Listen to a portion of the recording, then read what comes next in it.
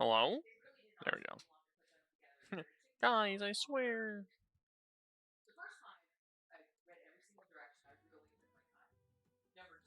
Hello? There we go. Yep. Guys, I swear I'm a professional. I know what I'm doing. Don't be mean. Don't be mean. How's everyone doing? We're playing Droid Tycoon. We'll see how it goes.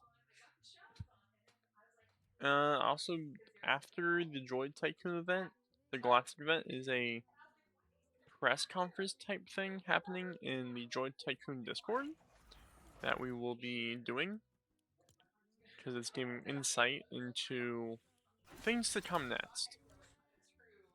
It's also just called it's literally a dev talk, so it's where, you know, you can talk with the devs, see what, they're gonna answer questions, so, it'll be cool. It will be cool. Also wanted to test something. Twitch, clip that. It doesn't work. It doesn't work. It doesn't work. Why is it not working? Oh. Well, that doesn't... How do I set this up?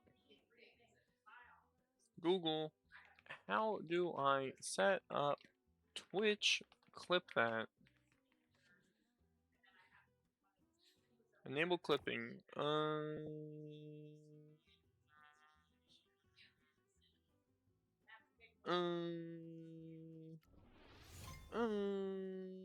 Let's see if this works.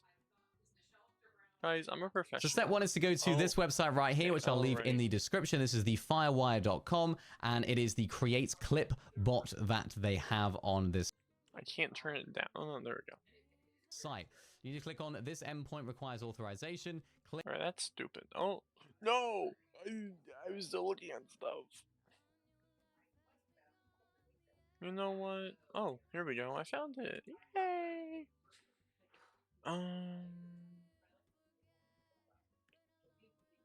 Stream. Okay, what? The rollout starts with partners and affiliates. Look under stream settings. Stream settings. Streams? I don't have my stream settings. What? Guys. Guys. Guys. What am I doing? Oh, no. No, that's chat settings. Damn. I really don't know. How do I find... What? Go live as usual. Settings. Where is settings at? Guys, I swear. I'm a professional. Back to Twitch. Hold on. What is I'm looking for stream settings? Settings? Man, I'm so out of the loop. Career dashboard?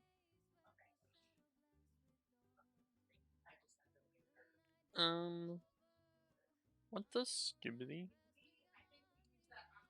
Oh, stream, I found it. I found it! I found it! Stream, create clips of voice. Clip setting. Enable clips. Oh, here we go. Add caption music.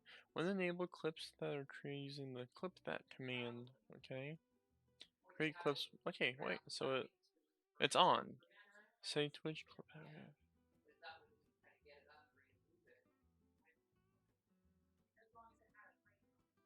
Okay. It's on. I don't know why it's not working. As I was saying, chat, how are we doing today? How's everyone doing? Hope all is well. Hopefully everyone's having a great day so far.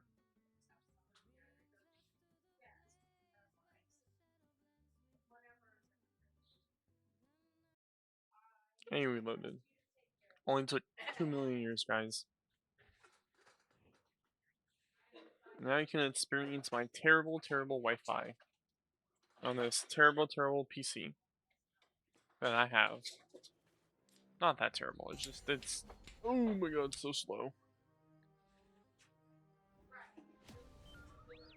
15 billion. Hell yeah. Oh my god.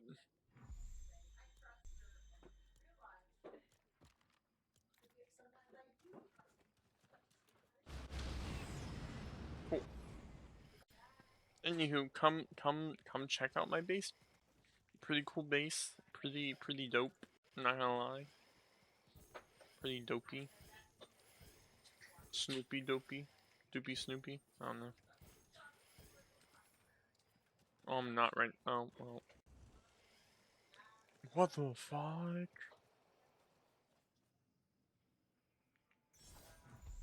Well, if nobody wants it, I might as well take it, right? I do need that. Oh my god! Bro, they're like what the fuck? They're like rats. Oh my god, they're like rats. Bro, dude, they're rats. They're literally rats. What are we doing? Literal fucking rats. By the time I get there, it's all gone. Like, what are we doing, bro? Well, fine. I'll just take all of these. All of these will be mine, and I will build all of them. I guess. I don't know. B2 Super actually don't need. R7 don't need. Cool.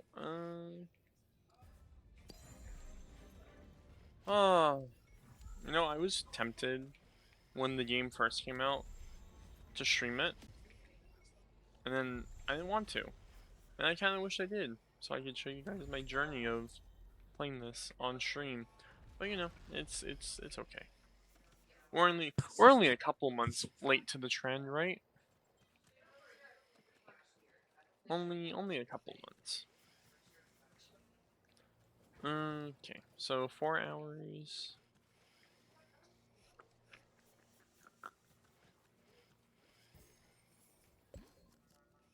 Only 7. Nothing crazy. We're going to get a gold splash. Gold splash. Thank you, game, for working.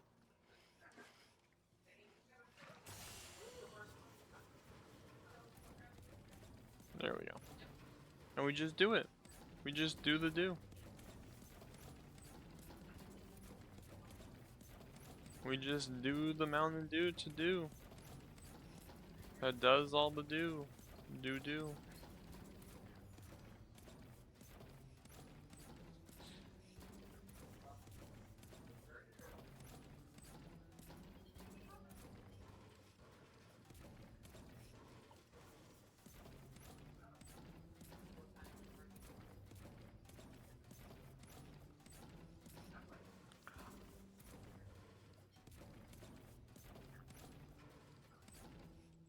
Do the do of Mountain Dew to do the do. Oh my god. Oh, I forgot. That made sense.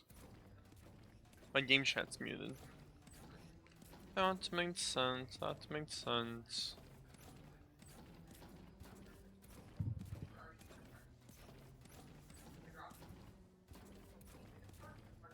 Guys, you want to see a really cool magic trick that I just totally did not set up before I went live?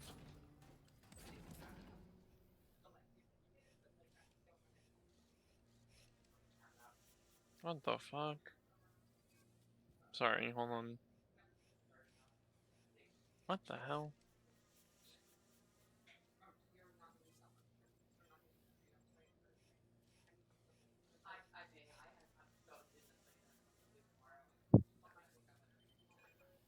My professor just made it to where we can do our past discussions, apparently. Nope, she did not. Only for one person. Interesting. Anywho, doesn't matter. What does matter, guys, is what I'm about to do. Ready for my magic trick? It's gonna be the best magic trick you've ever seen. I bet you're not ready. Where's my notes? Oh fuck. Guys, look. It's the meme. It's the meme, guys. Look.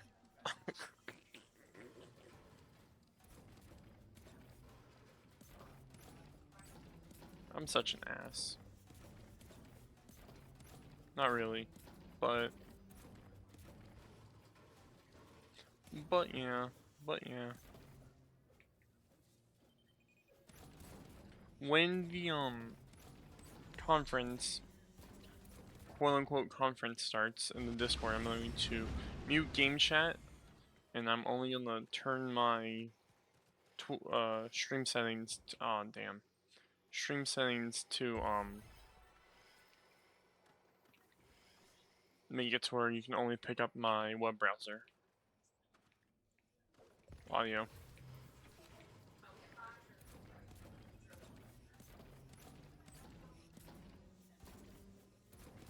That's why it's easier.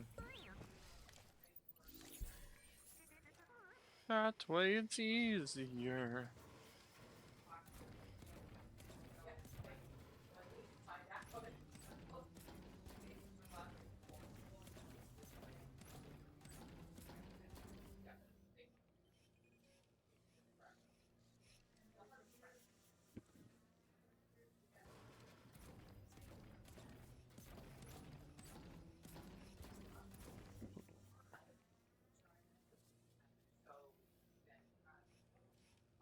I'm so poor. I was at 10B. I don't know why I'm at 20B now.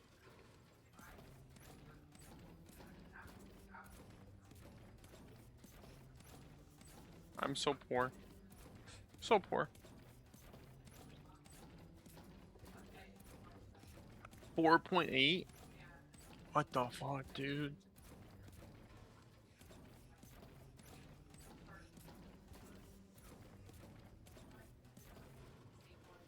Anyway, I got all the Nova crystals I wanted to get, so I'm happy. Best car was that this one. Shell for 90? Ooh, I'll take it. Such a steal. Work.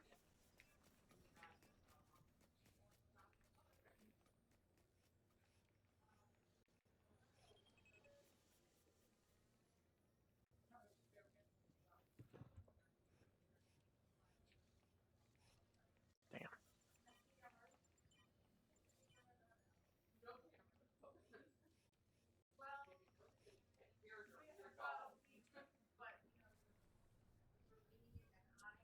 Do a suggestion for being able to drop other people credit.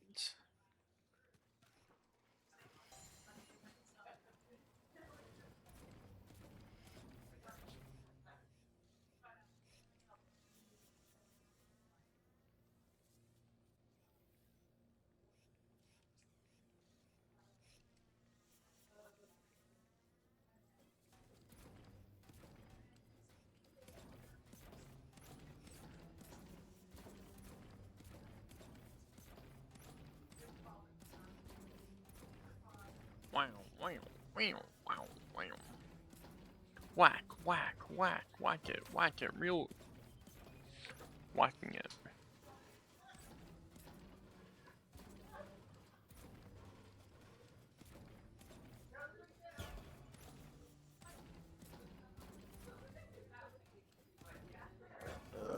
Oh, excuse me.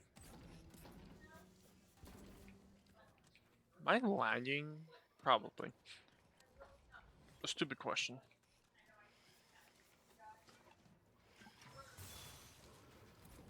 I know I'm lagging, I just don't know why it's not displaying on my screen why I'm lagging. If I'm lagging. So weird. So very weird.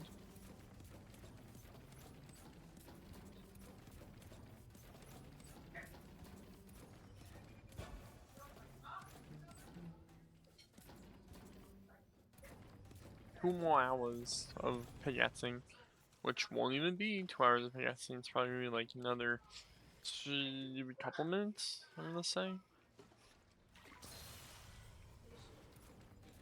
Which isn't bad at all.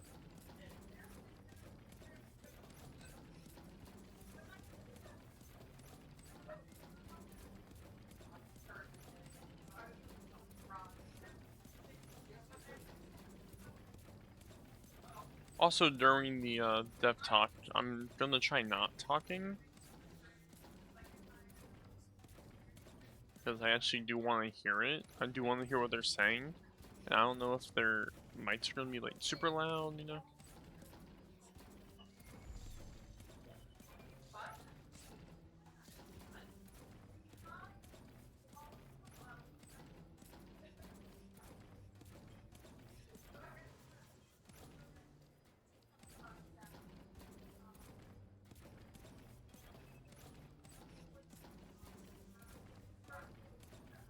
Oh. Work.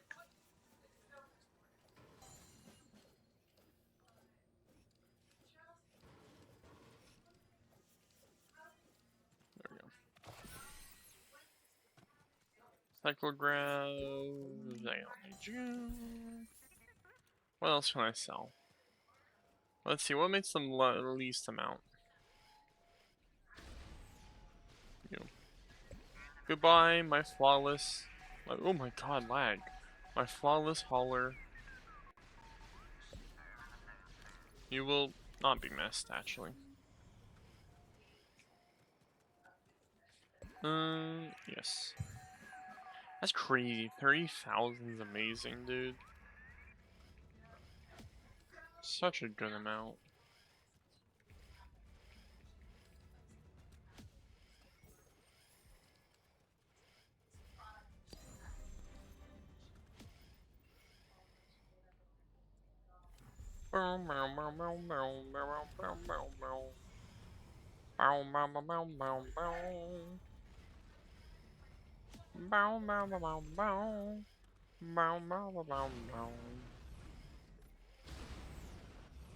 I'm gonna get some stream settings set up for the Q&A.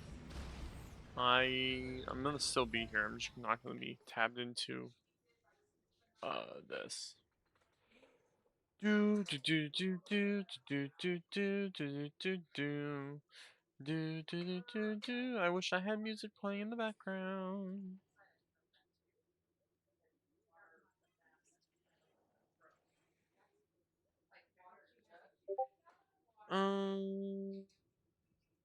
I just got. Oh.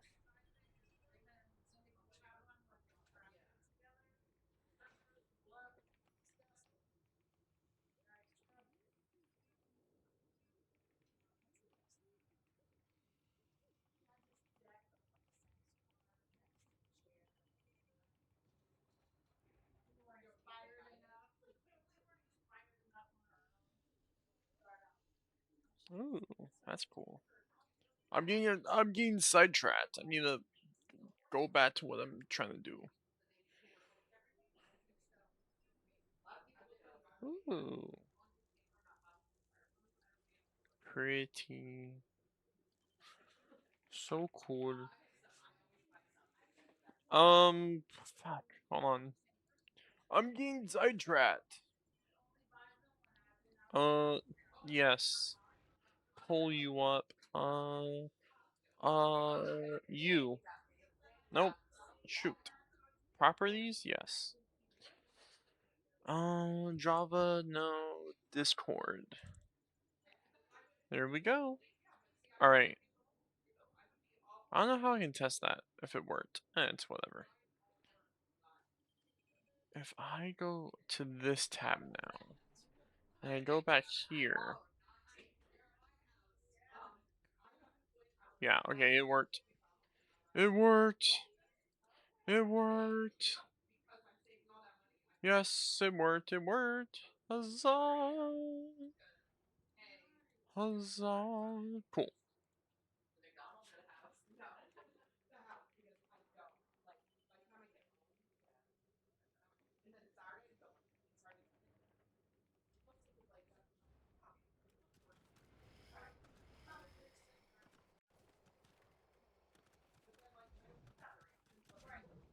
Oh, the texture is like very, very buggy up here on my PC. Ooh. Damn.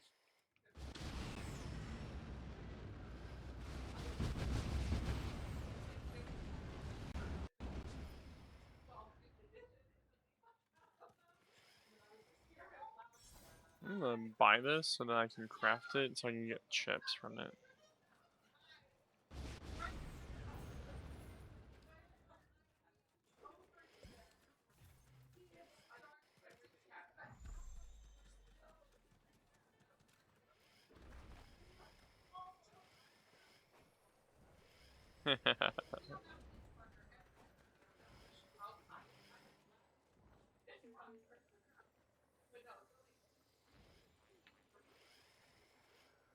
Damn, bro, they all took them all. What the fuck? Wait, what do you think? I have this base paint. Let's see. Starter pack paint. Companion. Galactic. 3PO. I don't have that. I wish I had that. I have this. DJ Rats, I don't care. What I do care about is this. This is the paint I like the most right now.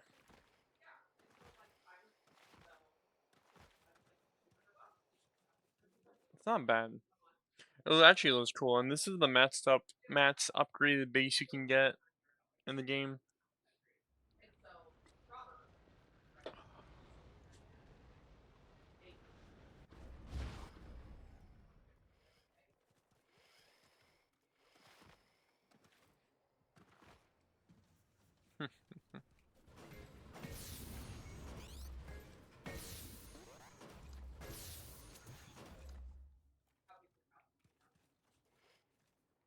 Shit.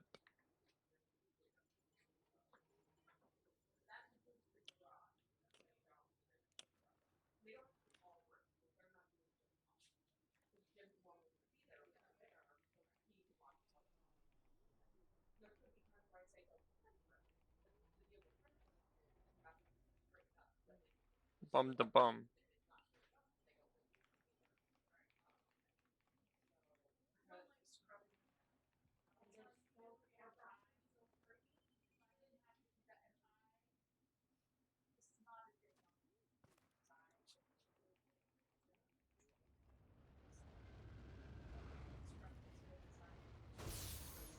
So funny. So funny.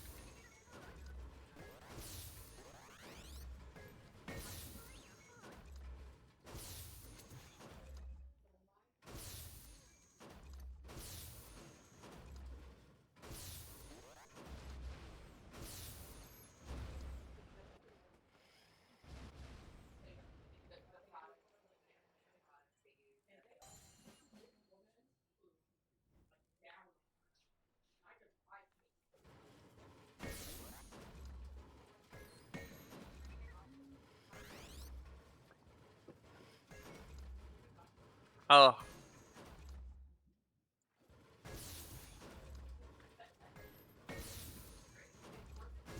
Huzzah. Never seen?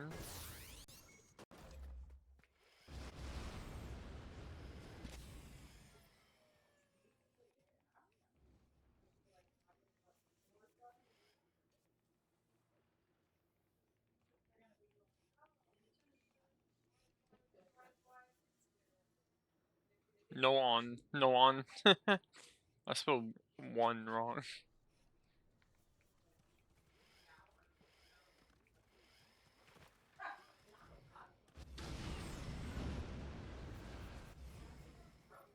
Cosmetic upgrades are weird in this game. I mean, they're cool. It's just, they're odd.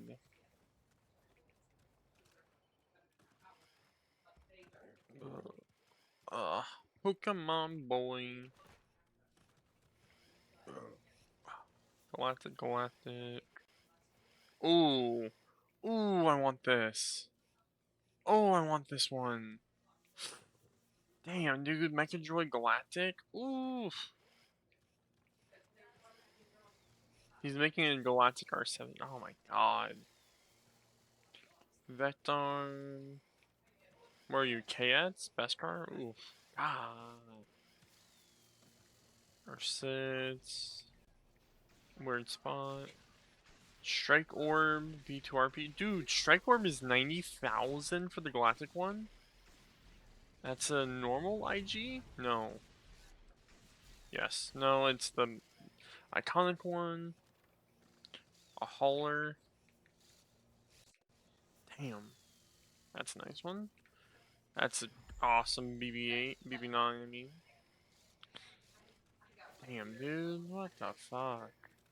Thank you, amigo.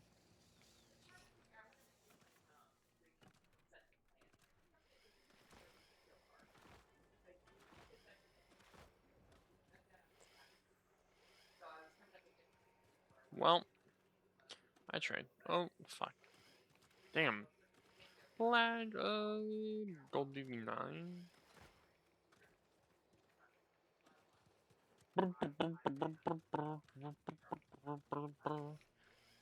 Let's see.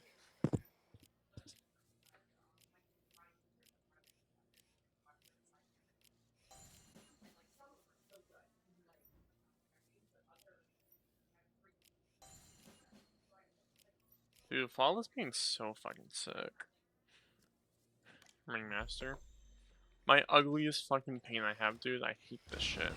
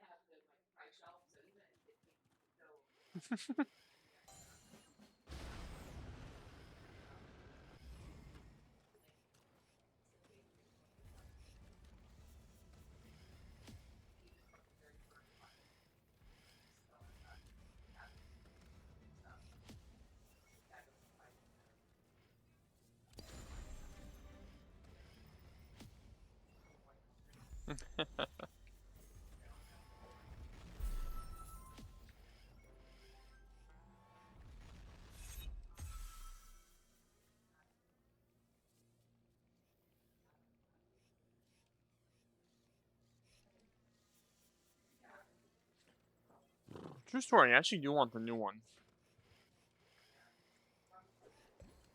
It's just harder to do because they're smaller and it's like, ugh. It's like, ugh, you know? Ugh, ugh, bug. Ugh, ugh. The new one's freaking orange and it looks sick. I won't lie though, the VIP statue looks good with the Ringmaster paint. I do like it. Looks good. But that's it. Find me maybe 9 to win. Best scar paint. Dude, I need. Oh, I almost have super. That's awesome, actually. Nova Crystal. See, the CH3 Nova Crystal, it's that just shit. DJ Red, R2D2. See, this is the advanced one. This is what I want. This looks amazing. R2D2, fuck it. Pokemon.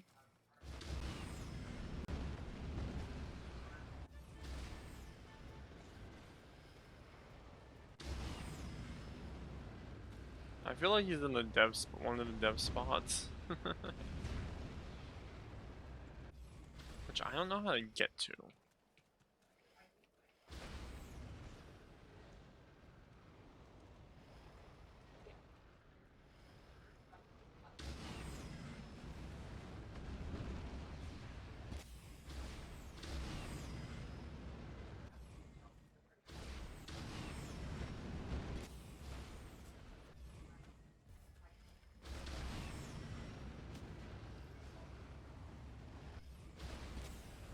Hmm. Might be one of the houses. Crazy thing if he wasn't here.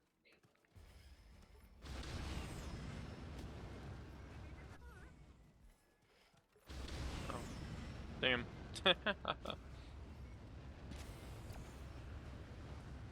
Hmm. Oh,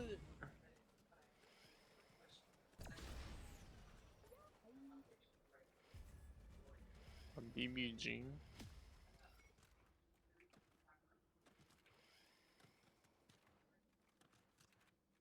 Big gun.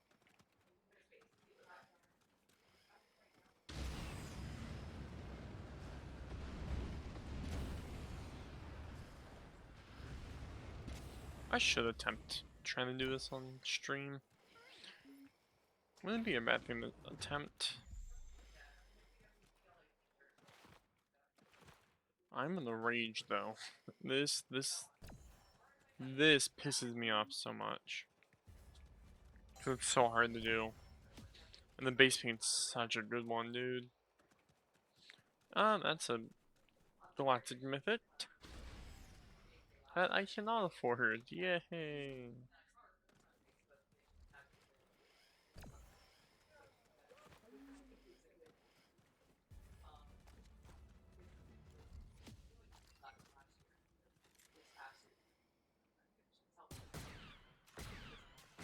Jeez.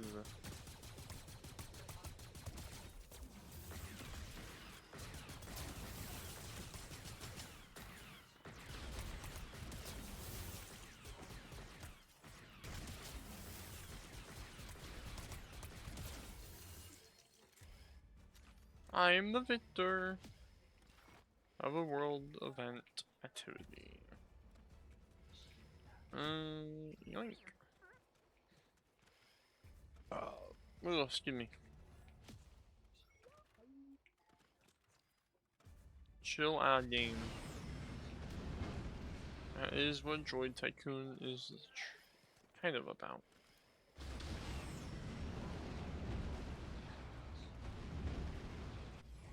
Oh.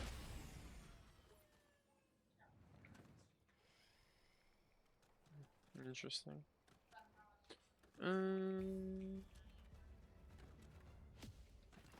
Hat.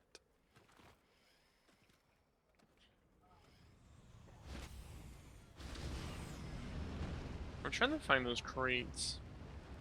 That's what I'm trying to go after right now.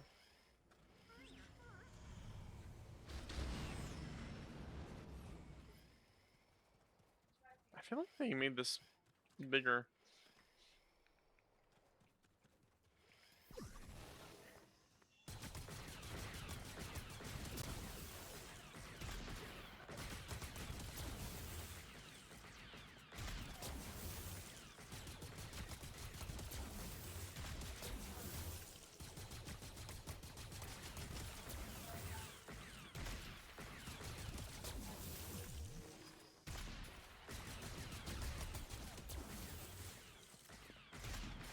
Stock?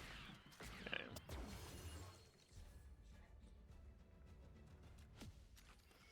$15, not bad. Alright, let's attempt this.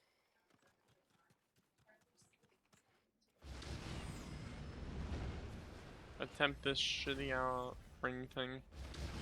It's not shitty, but it pisses me off. I did it once, now I have to do it again for the upgrade one. It doesn't make sense.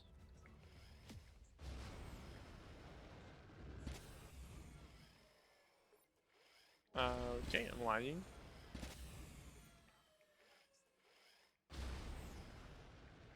Dude, I'm lagging, I can't do it.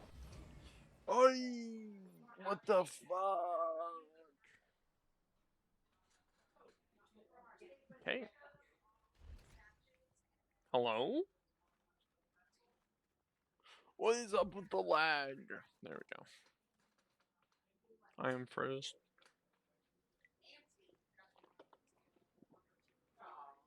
I'm frozen. Dude. What is up with this lag? Holy.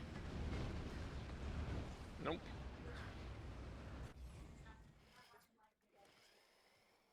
Good God.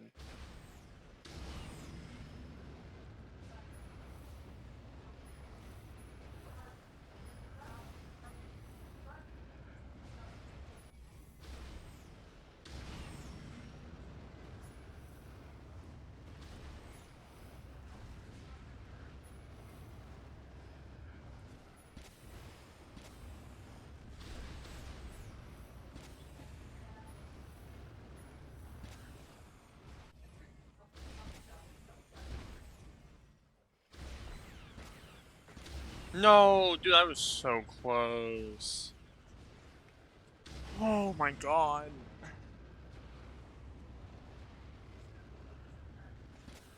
My heart is like pounding, dude. Oh my god. Oh. My heart's pounding because I knew I could do it and I could get it. Jeez, dude.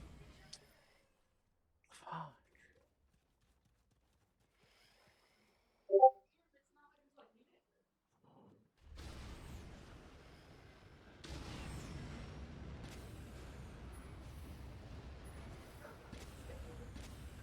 The lag makes it impossible, dude. It's like Ashley.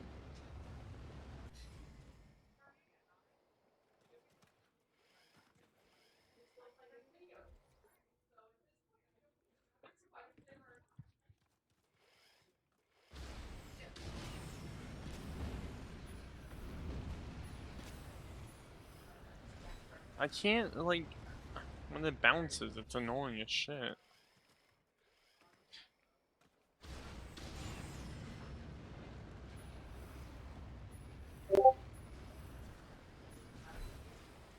Like, dude. What are we doing? 8 minutes until the Q&A. Nope.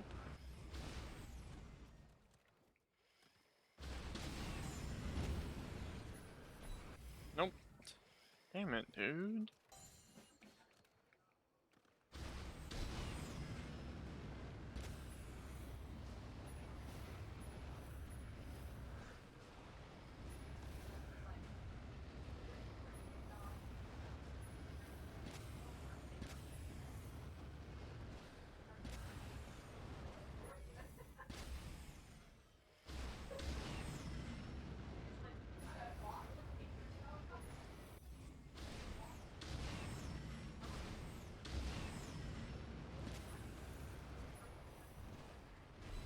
No!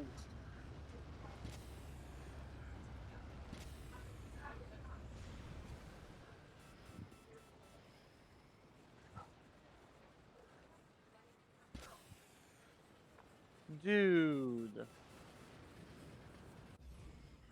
You're kidding me, bro. What the fuck?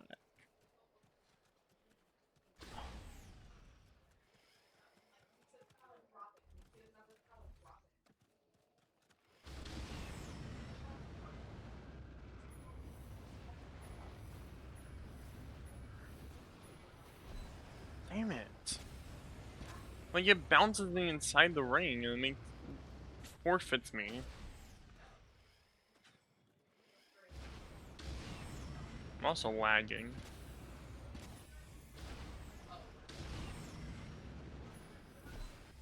Dude, what the fuck? Oh.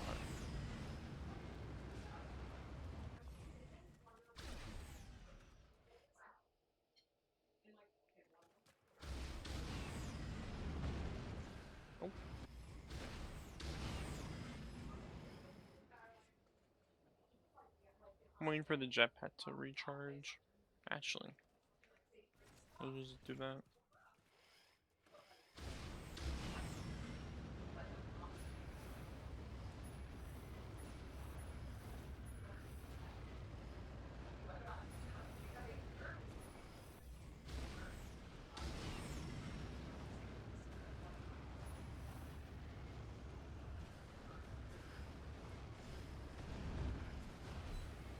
Damn, dude. That's so hard.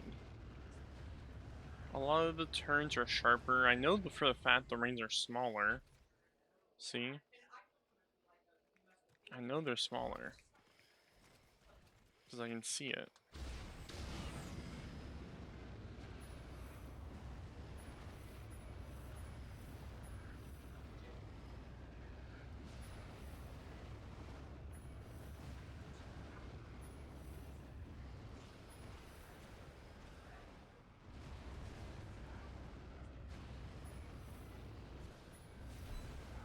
No! What do you mean I canceled it? Dude. That's so stupid.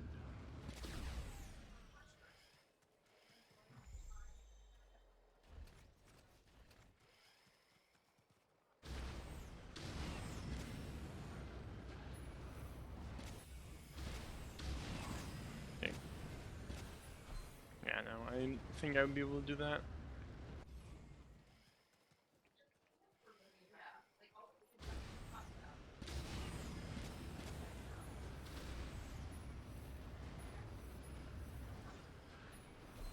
Yeah. Damn.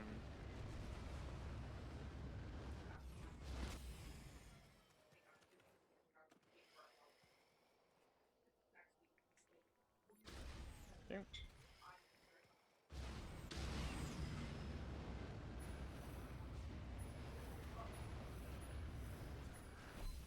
Damn it, dude.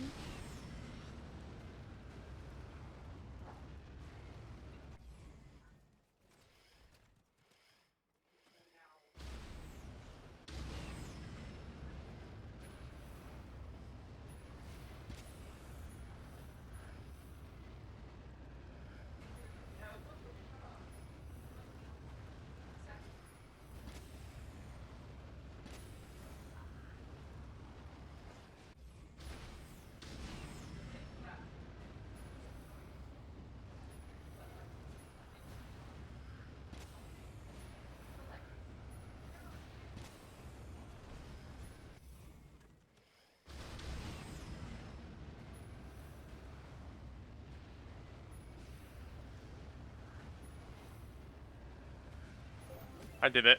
I did it!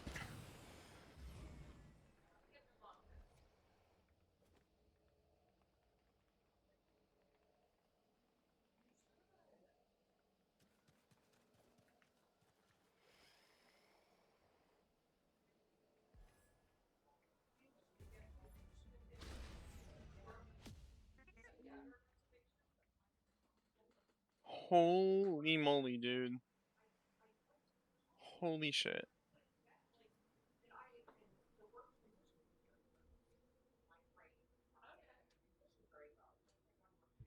Can I move? Yeah, I can.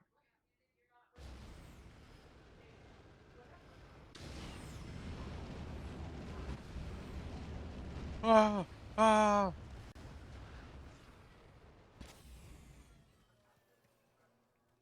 Okay.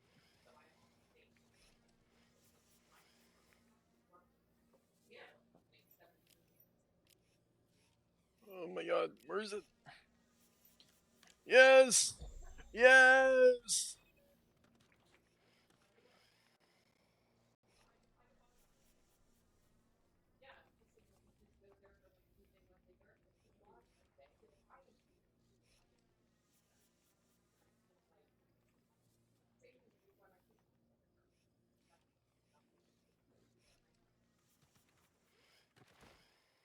I did it! I did it! I did it! Holy fuck, bro. It's so much easier to do it on keyboard and mouse than this controller. Holy shit.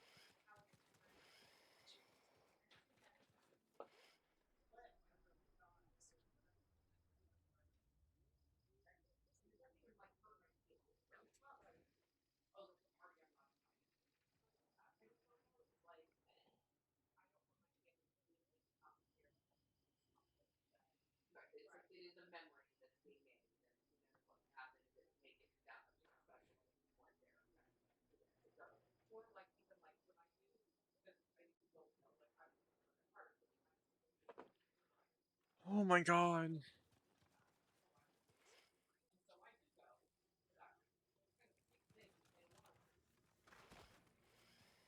Oh.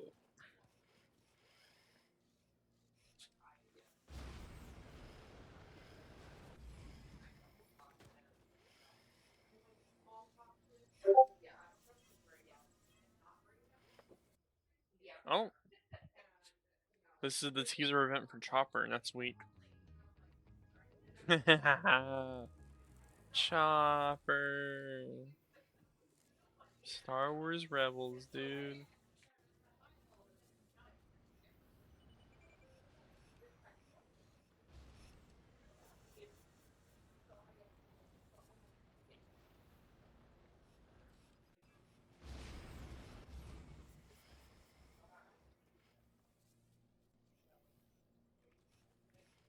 Alright, now we gotta join Discord.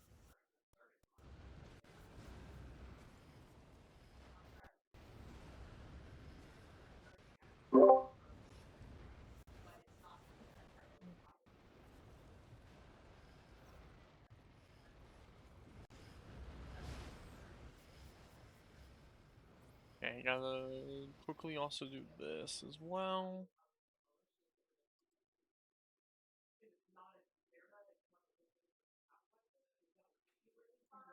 Come on, guys.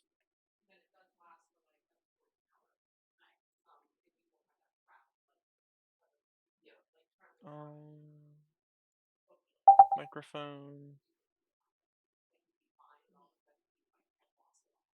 Speakers. There we go. Hell yes, dude. Oh my god. Oh my god. That's kind of crazy. Not gonna lie.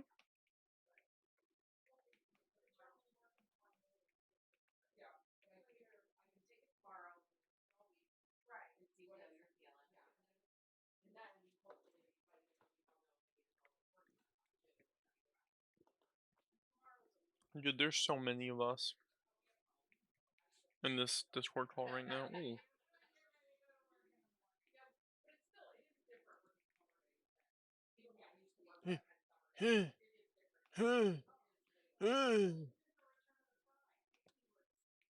Mine. Mine.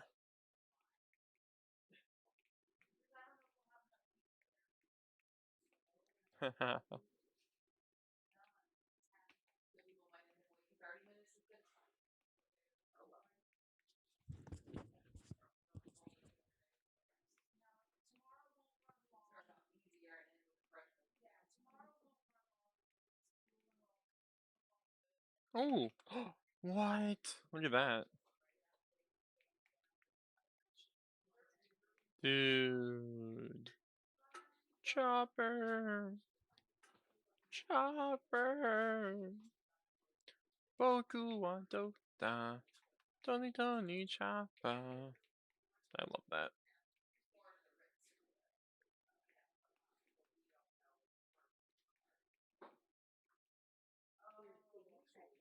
Alright. Let's see. Come on, I need to do something. Oh no. Alright, so you cannot hear this? Cool.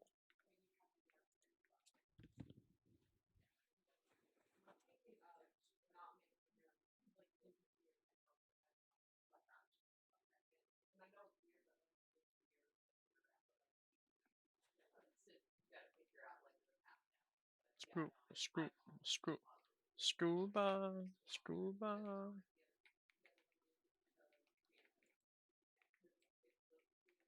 I could super rebirth now if I wanted to. I'm thinking about doing it. I also want to try and get to rebirth 20 for the first time ever.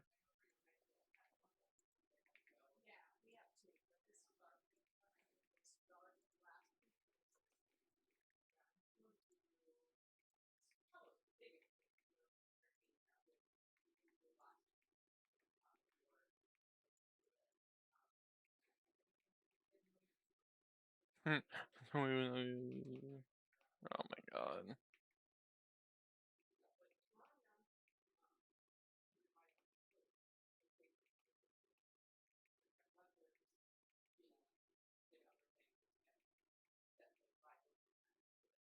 They're trying to figure out how to plug their microphones in right now. That's actually kind of funny, I'm not gonna lie.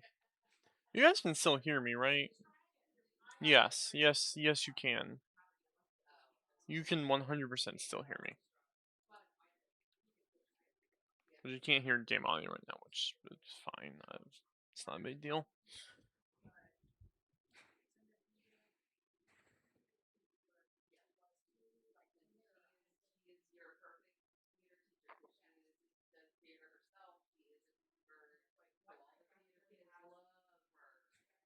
I'm in danger.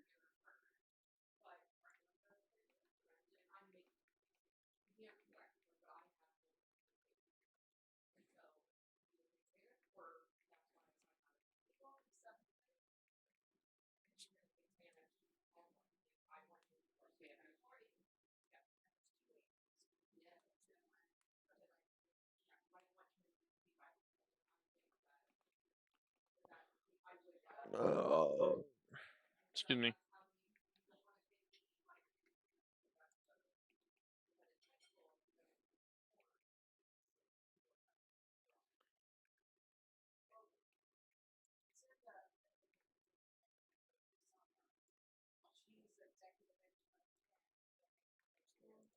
I missed.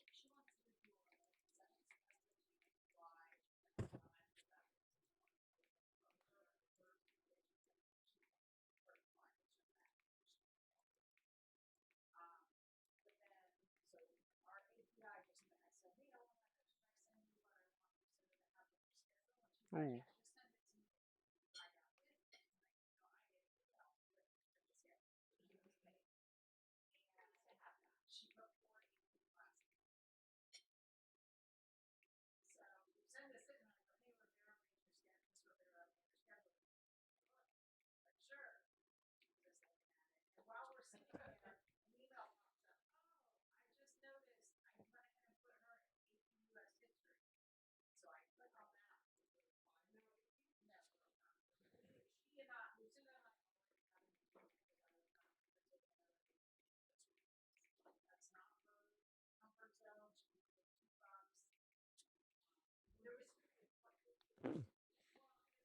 Oh my god.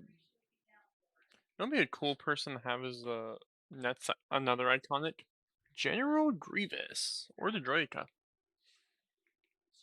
Lag. Holy lag, dude.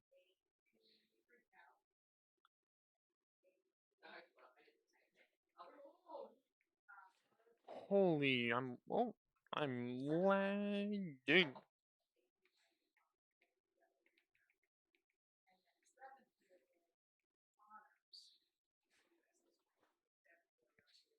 Man, my PC is exploding. Not even lying right now.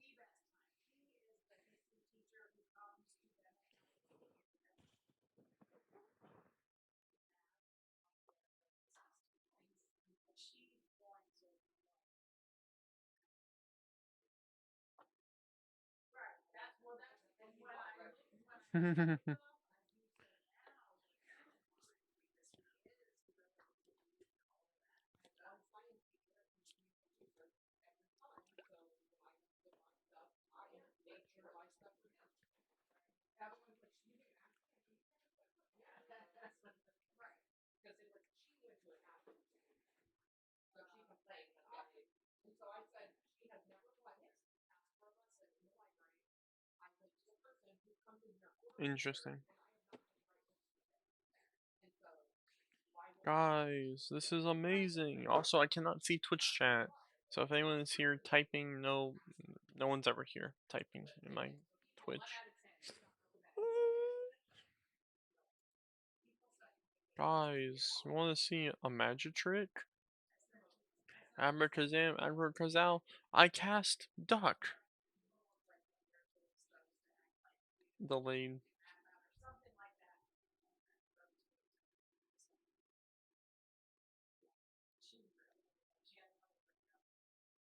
Anyway, like I said, I cast duck.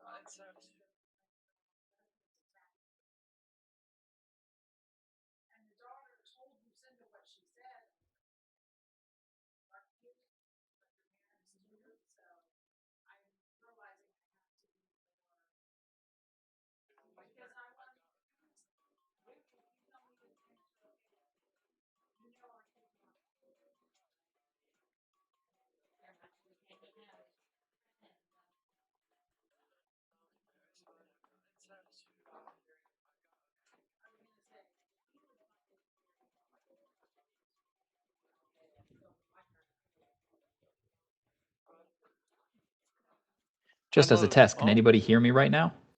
There we go. Okay, everyone can hear me. Is this the first time you've heard somebody in the last 11 minutes?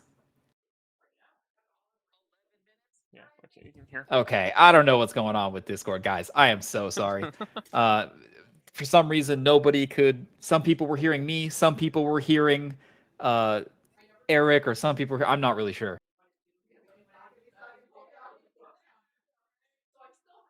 Turn my volume down. So Shane, do you hear me? I can hear you, Eric. That's great. Yes, there we go. That's great. Okay, we've got two. We got two. Let's get Nate up here. Nate, if you can request to speak. Sorry, everyone. All right. That's weird, Shane. I don't know. Maybe it's because you started the event in the stage and you maybe had to pull us up initially, but not sure. Thank you, everyone, for sitting with us. Wow, there's already 700 people here in the audience. Can you believe this? Hello. Thank you guys so much Hey. for being here. Awesome. This is great. Look at all these lovely droid smiths. Amazing. Awesome. So thank you, everyone, for bearing with us. I'm Eric. I'm producer here at FODE and on Droid Tycoon. Thank you so much for joining us at our first Sandcrawler session here today. We have a great, thank you, everyone, for submitting questions. We're going to run through those and then get to some audience live Q&A questions. But with me here, I've got Blazin and Nate, and I'll give themselves a few minutes to introduce themselves. So Blazin, you want to start? Yeah, for sure. So I am Blazing. Some of you may know me from other maps. Primarily, I am the game designer for Droid Tycoon. And, I'm the one people complain about for all the balance stuff. But Nate, what do you do? Amazing. My name is Nate. I am game director on Droid Tycoon. I do a lot of odds and ends, do a lot of the UI work, as well as just trying to bring a lot of the stuff together. So yeah, very, very stoked to talk to everyone today, though. Yeah. So I'm going to share my screen here. Hopefully this works. Let's see, audience, can you see that? Oh, just a couple of house notes before we dive into this too much. First things first, everything we talk about today everything's always subject to change. So, we're going to be talking about a broad variety of topics, and we want to have a pretty open dialogue with the community. We were, paying very close attention to all the different communities across Discord, Reddit, Twitter, so on and so forth. But yeah, so we are, want to have an open dialogue here, but things might change as we implement features, as we make updates to the project. So just a little caveat there. And at the same time, we are all kind of representing FODE here within this. So while we do work with Epic Games and Lucasfilm on the project, all opinions and everything discussed here are those of the FODE studio. And just so everyone knows, I think most people know this, but we are the group that has developed the map since day one. We worked on it for about 6 months until it launched in May. So when Epic transitioned it over to us, it was just basically passing the map off to us after sort of their promotional run event thing was done. So yeah, that's, I think, all the housekeeping. Eric, back to you. Yeah, thank you, Nate. So in chat, can you guys see my screen here? What we did is we went through all the questions that you submitted, and thank you for submitting so many. We basically took the ones that have the most upvotes. We intentionally were not responding there, but we want to dictate live here and kind of go through them. So our first question is our first few questions are some things that have been covered in recent updates, and we announced this Sandcrawler session earlier last week, and it's great to we want to just say that we're always listening to you and want to make the game better and keep improving the map. And I think that's a testament to some of the questions that come in and some of the features that we've recently done. So our first one here, galactic blueprints from astromech missions. Yeah, so I want to actually say one thing really quick. Before we get into these questions, we picked these first because we wanted to give people time to ask them first to come up with questions ahead of time and stuff like that. But we don't intend for this to just be a panel where we speak to you guys and you guys listen. We're going to go through these questions first because we know people want answers to them. And then once we get through them, we are going to open up for people to request to speak, and then we will bring you up and we'll have, a conversation about the question you have and stuff like that. I just want to say that now so that people don't think this is just going to be an hour of us talking. Yeah, for the Galactic Blueprints from Astromech missions, obviously, we did that. That is now the last upgrade. It cost 1 trill. There's a small chance for, similar to the old, like the way that the Beskar works. On top of that, we also kind of changed how all the Astromech missions works to be more beneficial for like active cycling rather than just doing like a 1 hour, like recycle. Now you can get new astromechs every like 5 to 10 minutes or something like that. So between that and obviously Galactics being added, I think it's a lot more beneficial. Yep. Okay, next one, VIP base badge.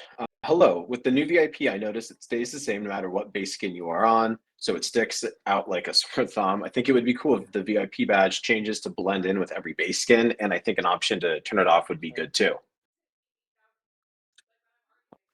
Yeah, so we actually implemented the option to turn it off yesterday, and just thank you for those who have VIP skin. It really helps us continue development on this project, so thank you for that.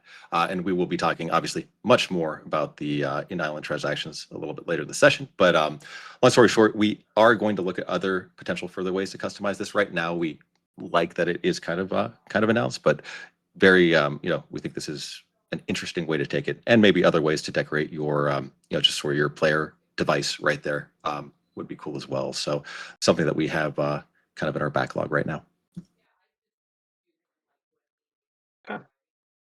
Moving on here, split screen for multiplayer. Hi, is there a chance any chance to bring split screen back for split screen to come back? I used to play a lot this mode with my daughter, and now I can't play with her anymore. She doesn't like to play on mobile, and we used to enjoy playing this together. I hear you. A lot of families out there playing Droid Tycoon, and we really love it. Nate, you want to kind of talk about why split screen got removed and what we could do to bring it back, but what the trade-offs are for it? Yeah, for sure. So in an update that Fortnite did about maybe a month or 6 weeks ago now, essentially what happened was they made a trade-off between having proximity chat in-game or split screen, because there was just big issues when you had both enabled on maps at the same time. So long story short, we decided to keep proximity chat. We had some community polls about it. It was neck and neck, but we think there might have been some confusion there so proximity chat is if I can hear a player that's standing right next to me versus if they're all the way across the map, I can't hear them at all. It's not removing. So basically the option would be removing that feature, still having voice chat in the game where you can hear everyone that's sort of in your server. And then we could still support split screen, or keeping proximity chat just sort of the way it is. So really we're trying to get a vibe of how many people play this split screen together, because it's just not data we have on the back end. And that's really kind of like the trade-off that we're at right now. Is just a little bit out of our control if we want to keep proximity chat in the game. Shane, I don't know if you're Blaze, I don't know if you have any other thoughts on that. Yeah, I mean that's pretty much it. It's just it's a hard decision. When we polled, a lot more people actually voted for proximity chat, but I think that was because of the assumption that it was either all chat or no chat, but that wouldn't be the case. And I would advocate for split screen to come back as well. So that's something that we're still thinking about for sure. Everyone's saying split screen. I guess that's what we're doing. I've been convinced. This is awesome because like this is okay. Price chat is bad. Yeah. So this is exactly the type of like info we want to get though, because it's easy to put out a poll. It's easy to kind of go back and forth on it, but this is just getting really really direct is awesome. So look for that in a future update here. One problem checked off the list. Yeah. Cool. All right. Any plans to expand the playable world and make it more interactive? Would love to see expansions of the playable world, maybe even going into other planets, kind of like Slime Rancher, where you're going to different areas for good reasons rather than just sitting in your base all day. Sitting in my base and hacking away for scrap and staring at the conveyor belt for infinite hours is great, but the game could feel more like a real world with more interactions or reasons to explore. So my question is, are there any plans to expand the playable world and make it more interactive? First of all, Slime Rancher, great call out, super goated. We love it. Our creative director, especially Scott, he's a big Slime Rancher fan.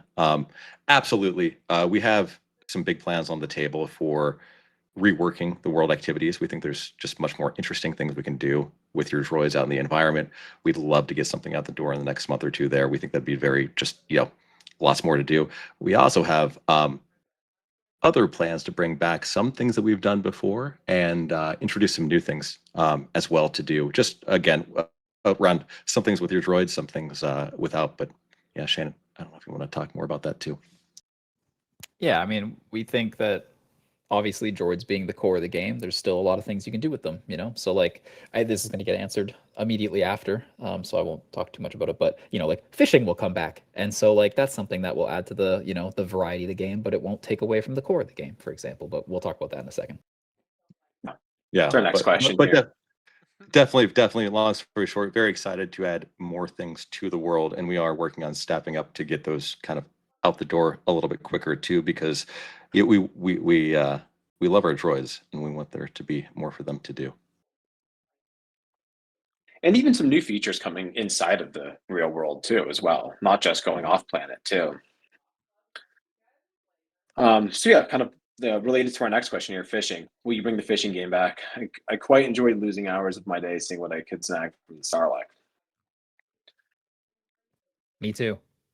Yes. Yeah. So we'll talk about the fishing event as a whole, because I know there's, you know, we talked about a little already, and so many people already know, but just for those that don't, when we created the fishing event, we were using the skilled interaction device. It was intended to be a skilled event similar to something like, you know, Stardew fishing, where it's like a timed thing where, you know, your bar will go and you have to click it at the right time to like progress the next reward and stuff like that. And we were building that. That's how it was until about 18 hours before the event was supposed to go live. And then when we discovered in 6-player testing that there was actually a bug that was causing irrefutable lag that just like couldn't be reversed, so we had to make a really hard pivot. And we made that pivot to be an RNG thing because that was just, you know, we kind of had to one-shot this change, and then we did it, obviously to mix results. But the core of fishing is still great, and we still, you know, like we still really enjoy it. And so like when we bring it back as a full permanent mainstay, it will be a version of skill rather than just RNG.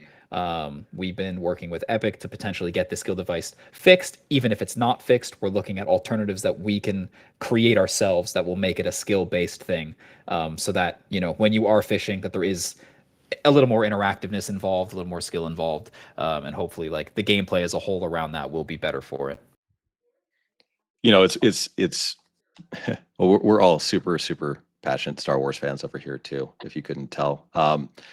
And Starlight Fishing, we just love the idea with it, and we were so stoked that, you know, Disney gave the green light on it, and Epic did too. So we were really excited to get that in. It was a bumper that we couldn't get it in exactly to the vision, but we're very excited to bring it back with, again, skilled and some other twists in terms of just, you know, deepening the game and collectability around it. So yeah, expect that sooner than later in the next, ideally in the next month or two, I'd say we'll be looking to bring that back in.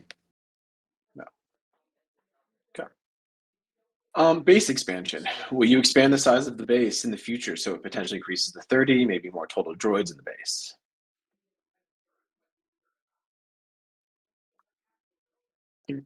Oh Nate, you want man, to talk to so a bit yeah, of the base and memory here?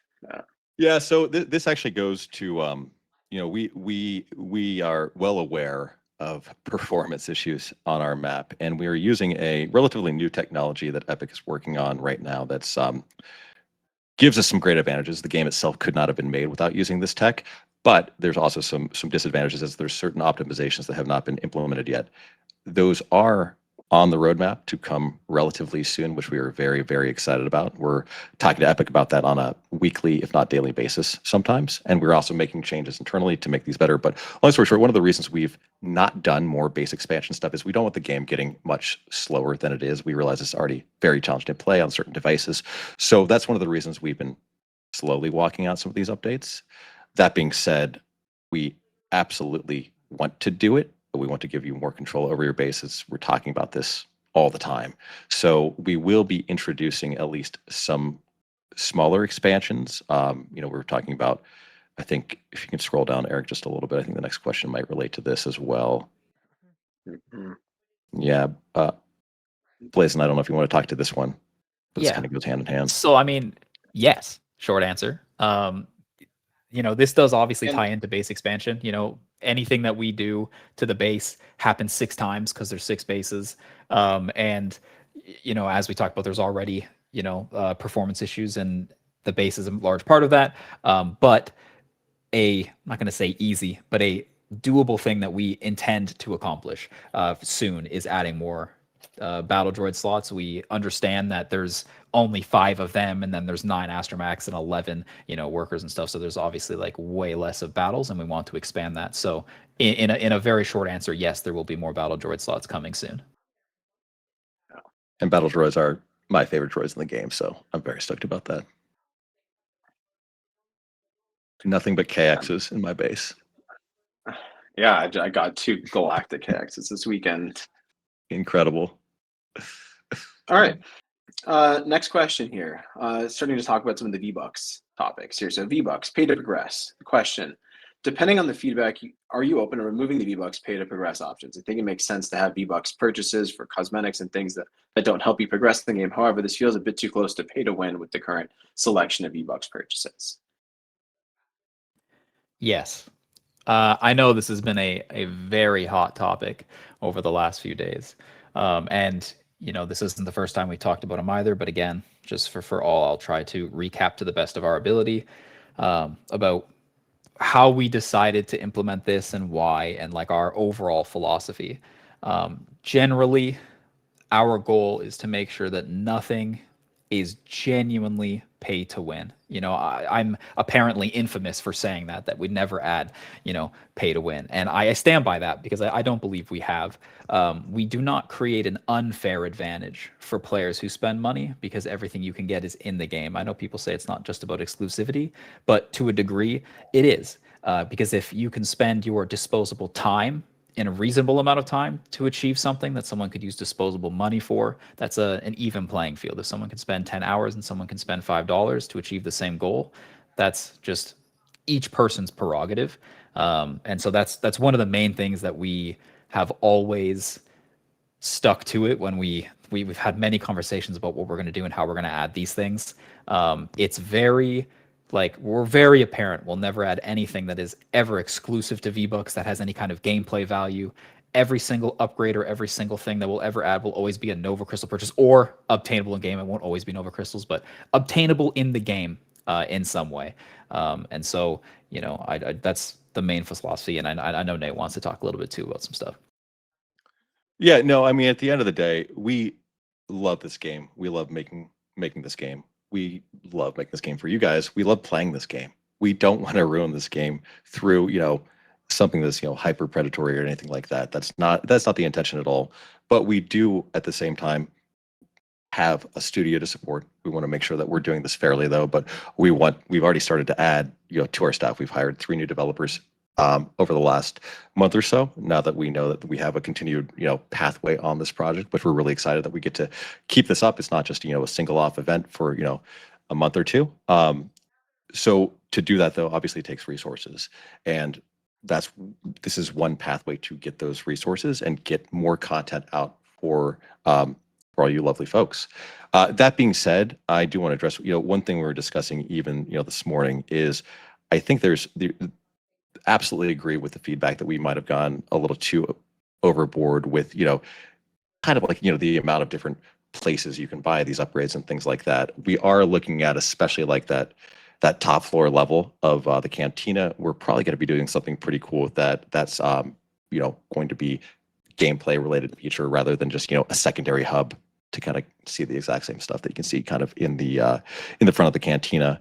Additionally, I think we've seen feedback on, Jawa near the conveyor is too close, things like that. We're not trying to trick anyone into buying this stuff. We know that, we're not trying to hoodwink anyone to thinking that we're doing, that. So we want to make sure that we're probably going to move him farther away or maybe take him out. We're still talking about that. So long story short, we're listening. We're trying to do this and make it, as we view it, a good deal for people that want to participate, and we thank everyone that has. It really, I can't tell you how much it means to us that people would be willing to give us that kind of support. But at the same time, people that have had fun grinding this game, we want to make sure that time feels valuable. So we're trying to our best to judge them both, juggle them both. But just know that we are listening and we take this stuff very seriously, and we are not, we do not want to ruin this game for you great folks. So anyways, thanks. We know it's still going to be always going to be a hot topic as it goes forward, but just so we do listen. And yeah, it's kind of what I'd say on that right now. Yeah. Thanks, Nate. Thanks, Blazin. Mhm. I think kind of this next question kind of goes hand in hand with that. And This are is you going to add a buy Nova crystals with V-Bucks option? Basically, I think the short of this is buy Nova crystals with V-Bucks option. Is that going to be, coming? Is that something we foresee? Or how do we feel about that? I don't like that as much. I think that things have different values. Like I would say, like, double companion has different value than crit chance, which has different value than like the base cosmetic or different cosmetic. Like, I don't think we'll ever add a blanket, for 500 V-Bucks buy 100 Nova crystals. I don't expect that to ever be a thing.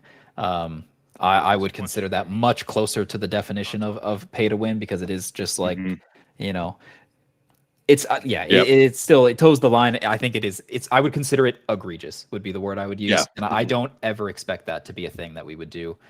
We would only ever keep it to kind of the way we do it now, where there's a Nova Crystal upgrade part of a bundle for other things, things like that. So no, other than that, there won't ever be just a Nova Crystal bundle that can be infinitely purchased for Nova Crystals. Yeah, I don't expect that to ever be a thing.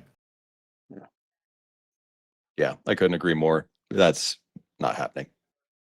Flat out, full stop. I wanted to say that. Agreed. And chat audience, if you have some more questions about any purchases, let's monitor them in chat and potentially pull up a few more people when we get to that section. But we still have some more questions from the forum post. So moving on here, have you considered adding workbench queues? Essentially, it's a scheduled workbench blueprint holder where once one droid is done, the next blueprint automatically starts building. amazing, dude. Please, and I think you wanted to talk Yeah. on this. Yeah, I think it's definitely like a cool idea, and I could see that being a good, like, automated, like later game. Like, I could see this being a great Nova Crystal upgrade. Obviously, there are some technical questions about, like, how do you create the queue, because placing a blueprint's kind of sketchy. So if the queue's too close to the blueprint, or like to the droid depot, you may accidentally put it in the wrong place, or if you throw it, things like that. Also, like, if your base is full, like, what happens to the droid? Does it automatically go to work? Does it automatically go to the lounge? What if you didn't want that? Like, what happens to, like, I don't know. There's like just a lot of questions that have to go into that. But on a high level, it sounds like a cool thing that I could see us adding to the game, as long as we can figure out those questions.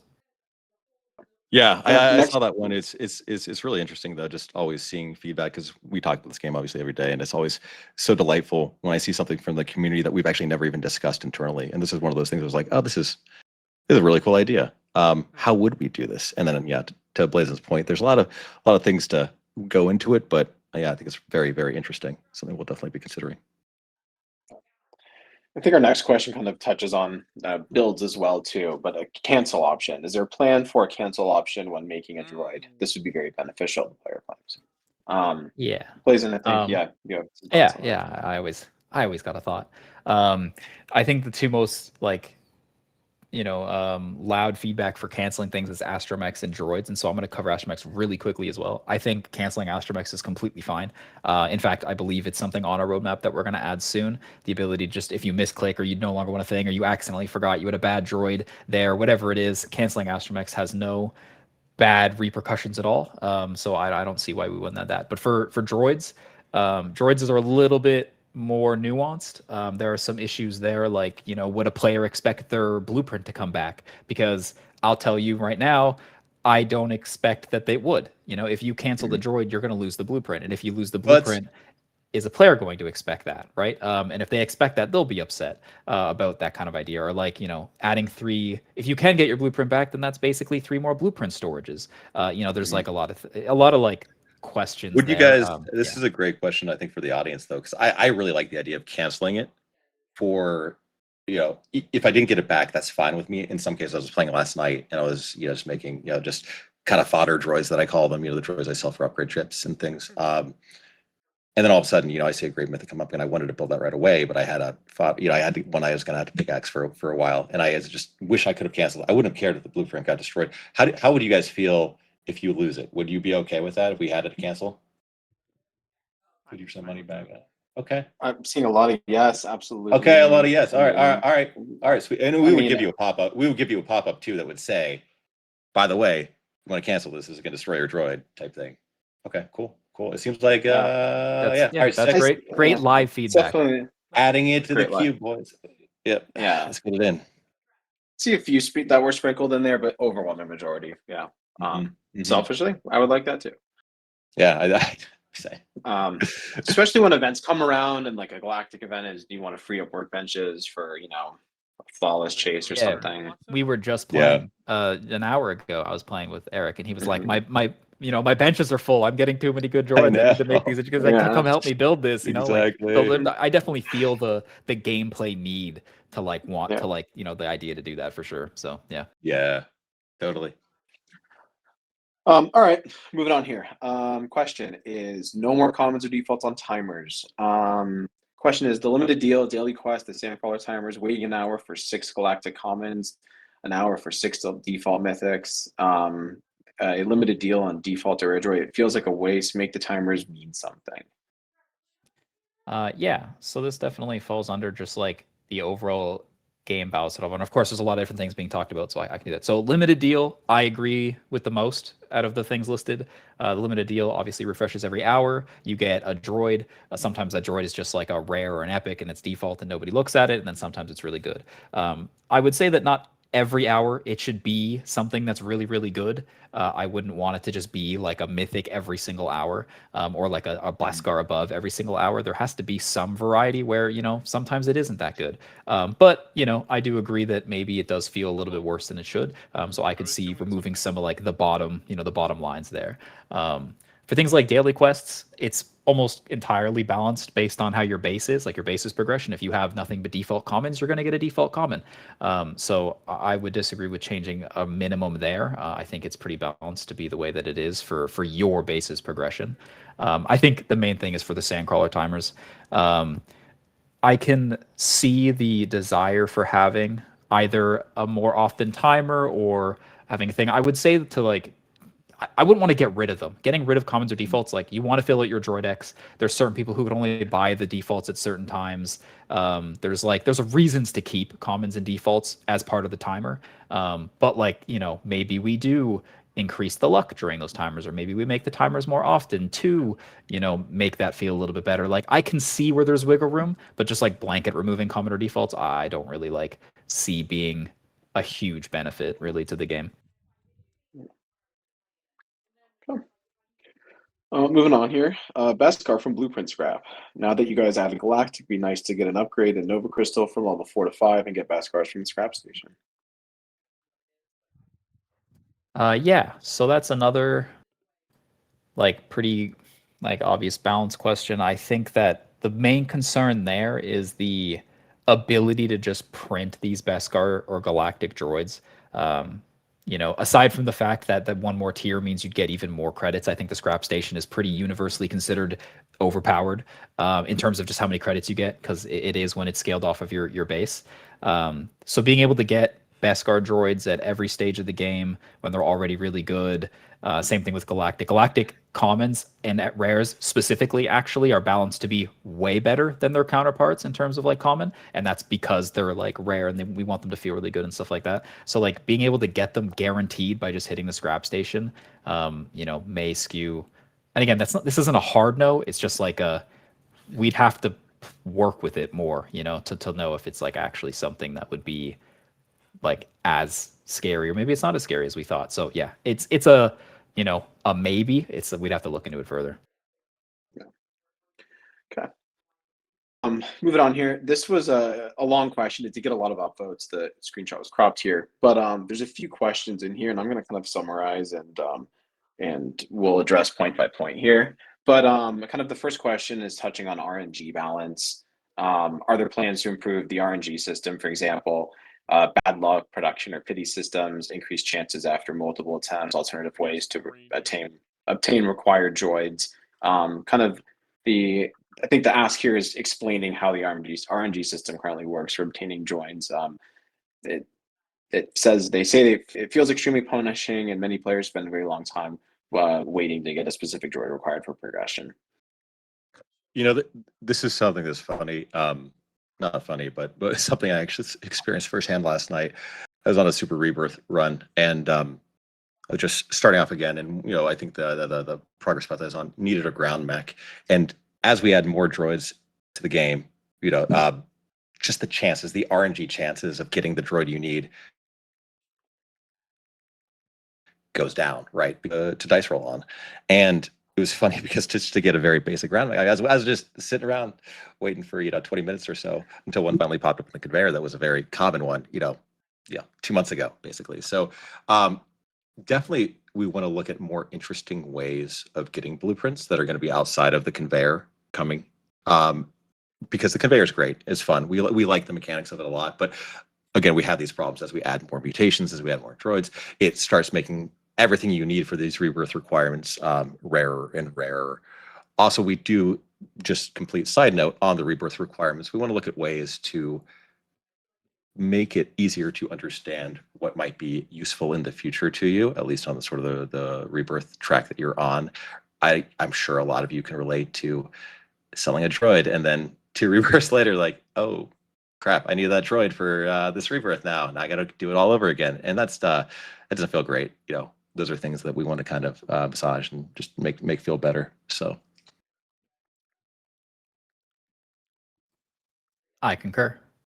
Yeah. Okay. Cool. Next question here is Nova Crystals. Right now, Nova Crystals are very difficult to obtain. The cost of upgrades increasingly significant as you progress. In some cases, players need to complete 2 super rebirths just to afford a single upgrade, which feels too grindy. Questions really are: do you have ways to earn or add more ways to earn Nova Crystals and balance upgrade costs at higher levels? Yeah. So we're already kind of doing this. The events, since Nova Crystals have been a thing, like since Super Rebirth, we've increasingly been giving Nova Crystals through the events. Before, like when they first came out, we didn't. Then we added it, and the cap was like, like you could get a few, and then we added 50. In this event, you could have gotten 120 Nova Crystals if you grounded for the whole thing, and you didn't have to Super Rebirth for that. On top of that, we've been adding it to the daily quest, like the hard one.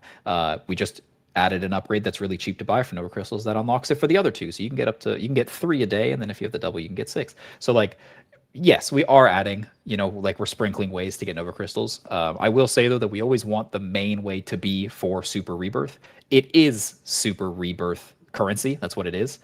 So we don't want to like trivialize that mechanic. But at the same time, we recognize that sometimes you need to fill the gap. Maybe you're only like 4 short. You don't want a Super Rebirth, or maybe you don't want a Super Rebirth at all, but you still want some of those upgrades. Allowing the ability to get those is still important. So yeah, that's we're already working towards that slowly as these things come up. Yeah. Okay. His last question here. I mean, I think we've kind of touched on it, but future of the game content updates. I think we'll skip this. Well, no, actually, let me just touch on kind of the future of Droid Tycoon in general. Like, I want everyone to know we're in this for the long haul. Again, I've mentioned this before. We love making this game. We love how passionate you folks are about the game. It really drives us. We want to make this as good as we can, and we can see, supporting this for a very, very, very long time. It's a dream project for us to work on, and we love the Star Wars universe. We love the droids. So there is no end in sight for this. Disney and Epic have kind of given us the green light to continue working on it as long as we see fit. So again, thanks for the support, and we're really just excited for all the many things we want to add over the next few months and ideally years. I agree. Absolutely. Yeah. Star Wars is my favorite. I also want to say really quick, I don't know if this event's actually going to end in 1 minute. If it does, we're going to come back. It was technically labeled until 45. And if it just auto shuts it down, no, we will join this call again because of the technical things and we're not done talking. And we'll have the same technical issues again. Yeah. I just want to say that now because if this just calls, we're going to think it's over. And I just don't want people to think it's over. We will come back. Yeah. Yep. I hope it doesn't. We'll find out here. And we do have more questions to get through too, especially one that's kind of related to this question too, that I towards the end. Okay. Looks like the event is staying alive. So awesome. Next question here. Is the RNG system that runs about swayed by the droids in people's bases? There have been many jokes about how the droid you need suddenly appears after you Super Rebirth. Spent many hours waiting for good droids at a high level only to see a major uptick in them as soon as I Super Rebirth. Is the belt truly random, or is it influenced by what's already in the lobby? Yeah, RNG is a funny thing. It's funny because we had initially talked about potentially making it influenced by who's in the lobby and everything else, but honestly, there were so many reasons not to do it when we dove into the game design. And Blaze and I, you can talk more about this, but really in general, in our testing, keeping it truly RNG was the best possible outcome for all the different permutations where people could be at, depending on their rebirth, super rebirth, everything else that we take into account, and adding more mutations, more droids. So, but the RNG gods are not always the best, especially not me last night. Yeah. So to be clear, no, there is no RNG manipulation on the conveyor. It is just pure rates. It's not even like we don't even have specific ones for droids. I know like day one launch and stuff, people always talked about how the ground mech was like the rarest droid ever and it was impossible to get. The reason for that is because it was the first epic you needed, and so when you were looking for epics and that was spawning, it was just like it does that. I know it has that feeling, but I can assure you, we've gone over it many times. There is nothing that manipulates it. I repage the belt smells fear and it knows it. Yeah, it does. Exactly. It does. Incredible. Statistically, there's probably some psychologist in this audience that can explain the whole phenomenon a lot better than us too. But yeah, no, it is truly random, everyone. All right, next question here. A grinder system in terms of not playing it in a long sense term, but the question is, I think it'd be cool if you could put 3 blueprints into a grinder and receive 1 blueprint that's a high rarity. What are your thoughts on this?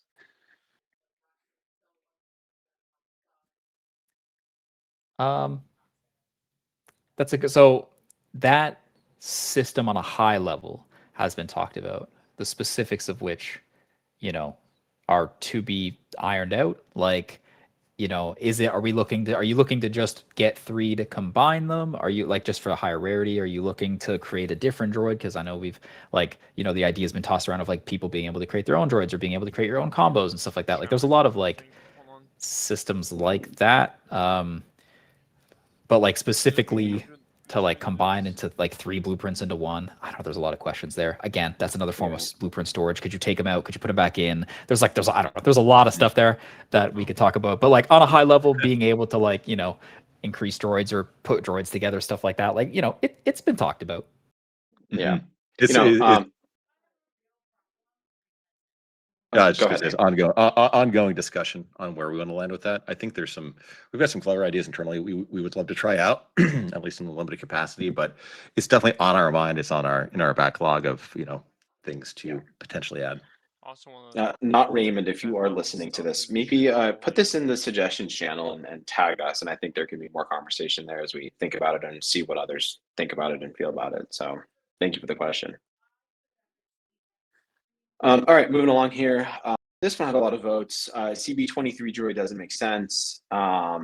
Special mission aspect of the iconic CB23 droid doesn't really make sense mathematically. The mission takes 20 minutes to complete and has an output of maybe 80 chips. If I spend 3 minutes grinding the scrap at a lower level, let's say you just get 15 chips, I'm guaranteed to get more chips than said mission.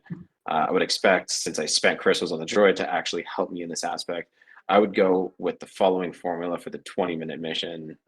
You guys see the question, the formula here. I won't read it out loud, but yeah. Blaze, you want to talk about this and maybe kind of Astromech as a greater talking point? Yeah, so I mean, of course, we changed how a lot of the other Astromech missions work to be more like active and I'm going to call it spammable, just like being able to like cycle them on like 10 or less minutes, just so that they're more beneficial, so that they mathematically they give about the same amount of droids, but the only difference is you'll get a lot more credits in between those droids rather than like only getting a droid an hour. You'll get about a droid an hour, but you'll also get a bunch of credits in between. But as for CB specifically, it's funny. This topic is all about the upgrade chips when I would actually I think that like the main draw for CB is the eternal returns for like Nova crystals.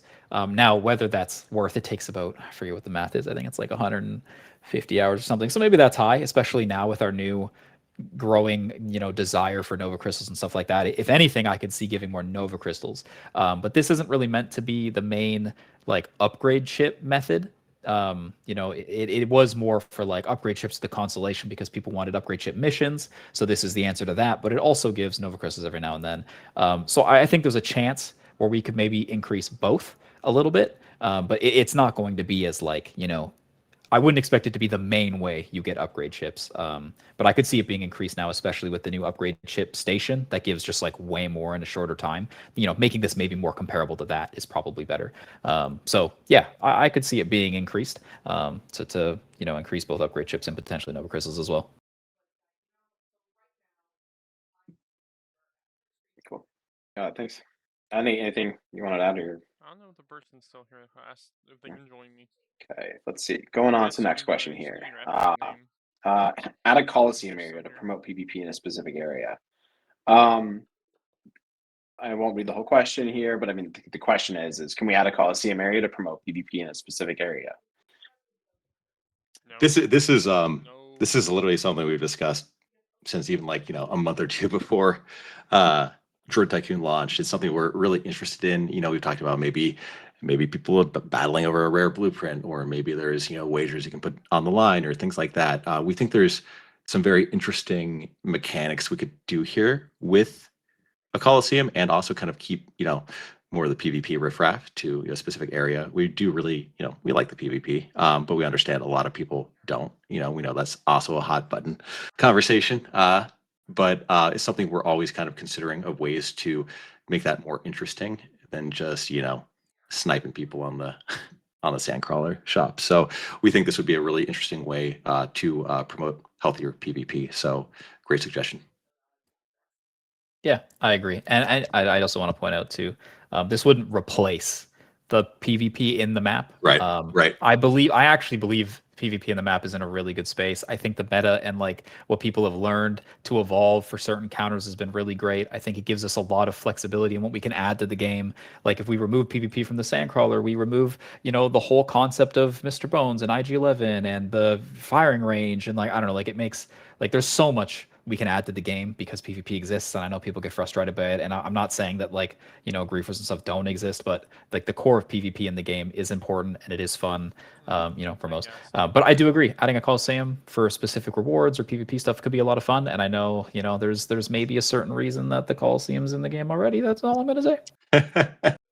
I think it's I love the fantasy that you're at this Droid Smith outpost on Tatooine. It's a little bit of a Wild West situation. And it's actually really heartening when you get on like a really nice server and everyone's working together. But the idea of you getting it's already here. anything can happen at any moment just keeps it, I think, exciting. Personally, for me. That being said, though, we do want to always take into account. We know a lot of people like playing in private lobbies. Some people just want to have a cozy game at the end of the night. So we want to make sure that we're not promoting things that make it overly enjoyable to just camp and grief people. And we also are always looking for ways to implement anti-griefing things. So if someone's just like nuking someone over and over and over, we're looking into ways to either prevent that or maybe discourage that type of behavior at some point, because it does get a little egregious. And if you guys have any suggestions there, definitely throw them in our suggestions channel. We're always listening to that too, and we'd love to kind of figure out more in that region. Agreed. All right, moving along here. Question from Bad Jawas. I think Bad Jawas has been in the server since day one. His question is about pin droids and credits needed. Can we pin, or in Battle Royale, we can pin 3 quests to keep track of our progress. Can we pin the droids and credits needed in the upper left corner? Please, that'd be awesome.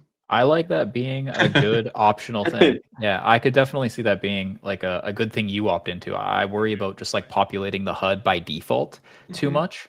But like I could definitely see you like, interacting with the rebirth thing and having a little checkbox that just says like, like put this on the HUD, pin it kind of thing, like a little pin. And then when you click it, it just appears somewhere on your screen. So you can have it if you want without it being the default. So yeah, no, I like that suggestion. Yeah.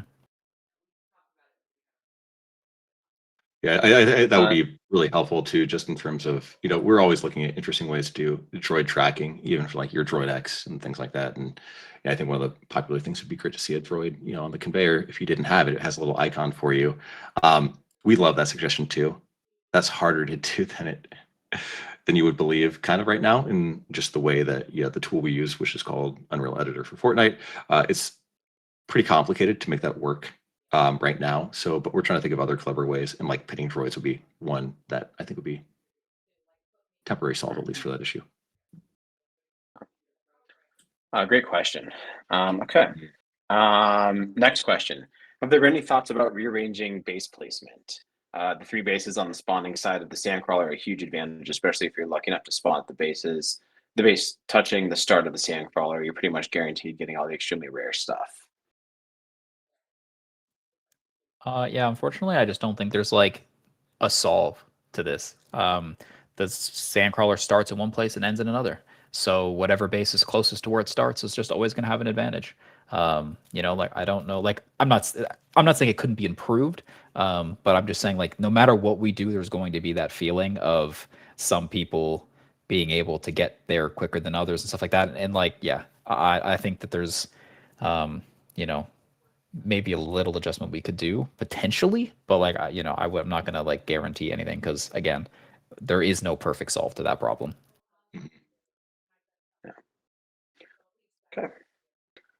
Next question here. Making a credit to chip converter station. Can you please build in a way to purchase chip packs using credits? Chips are becoming increasingly harder to obtain and are required in bulk to upgrade droids.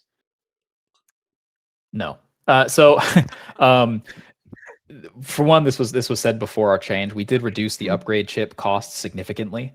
Mhm. Like and now it's not 120K, now it's obviously 70, and like we lowered a lot of the others as well, which helps that feeling, at a high level. But the reason why we won't ever do this is because credits are so fluctuating.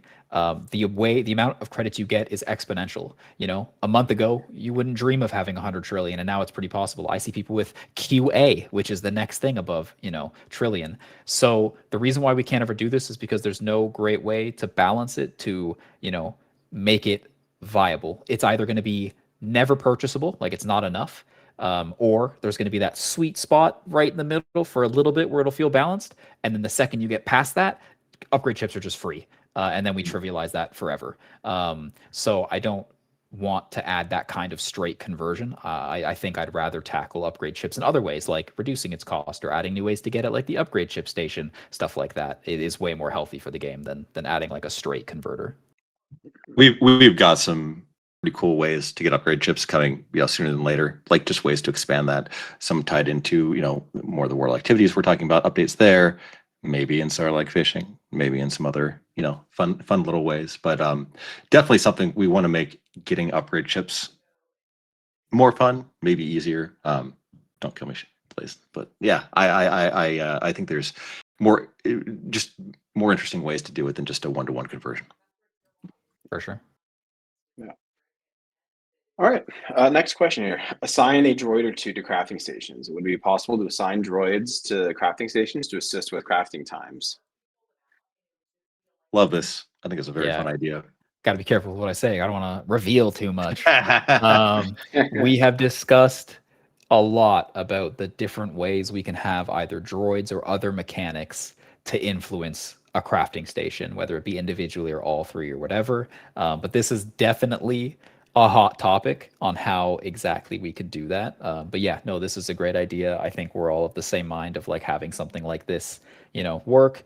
So yeah, it's definitely something we're talking about, and you can likely expect some form of like crafting station, either slot or upgrade or something coming.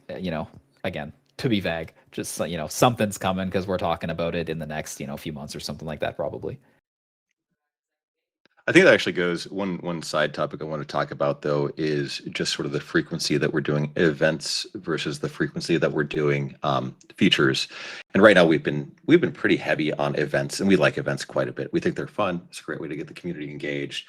But as I mentioned, we've been staffing up, and we're staffing up in order to be able to kind of spearhead both events and features at the same time, which is really exciting because we see value in, obviously, the features are what gives the game long-term interest, and just we can do lots of really cool things in this universe, and it's really exciting to me to be able to start being able to focus more on these features. So I want to make sure that we are ever so slightly maybe slowing down just the event cadence, because one, we want to make sure the events feel great. We've heard your guys' feedback, and we will make sure they're a little bit more tested. So I think you guys might have seen a teaser for a certain droid that's coming out sooner than later. That event will happen this weekend, but we may be taking a few weeks to work on features, optimization, bug fixing, things like that, just to make sure that we have a really healthy game as we kind of progress and add more events and more interesting things. So, agreed. We love our favorite little agent of chaos. He's gonna be crazy. Awesome. Okay. Our next question kind of relates to the one before, and this question was posted before our update last Friday. So I was gonna say this is an easy one. Yeah. How do you plan to Yeah. address the grind for upgrade chips? We will lower the cost. We Fixed. did it. Just Yep. Big check mark. No, obviously this is an ongoing thing. Like Mhm. obviously, I've said this before about something else, but like the upgrade chip, I'll call it a problem, or the grind will never be solved, but we're adding ways to make it easier. Reducing the chips by like 50 to 40% or whatever is obviously a major step towards that. Adding upgrade chip station, potentially buffing CB. I think that we're really, really close to having upgrade chips in like an actual healthy, good spot where they're desired but not like plentiful. We want them to be a resource you think about using before you just go and do it. But like also not just being like a weak grind for one droid. So I think we're really close to that. Mhm. All right. We got 2 more questions here. 2 of my favorite ones, honestly. Please make trading possible. Let's talk about trading. Holy droids. Oh, we have talked about this endlessly internally, and I'm we scared. have I'm scared of quite trading. we this is very much something we would like to do, and we understand this is a core in other games that are of similar nature to what we're doing. What we want to make sure though is, so we have a bit of a unique situation. Like obviously, like I think one of the things people like about our game is when you do a standard rebirth is you don't lose everything, right? You don't reset progress and everything else, which is, I like that quite a bit too. I'm attached to a lot of the droids I have.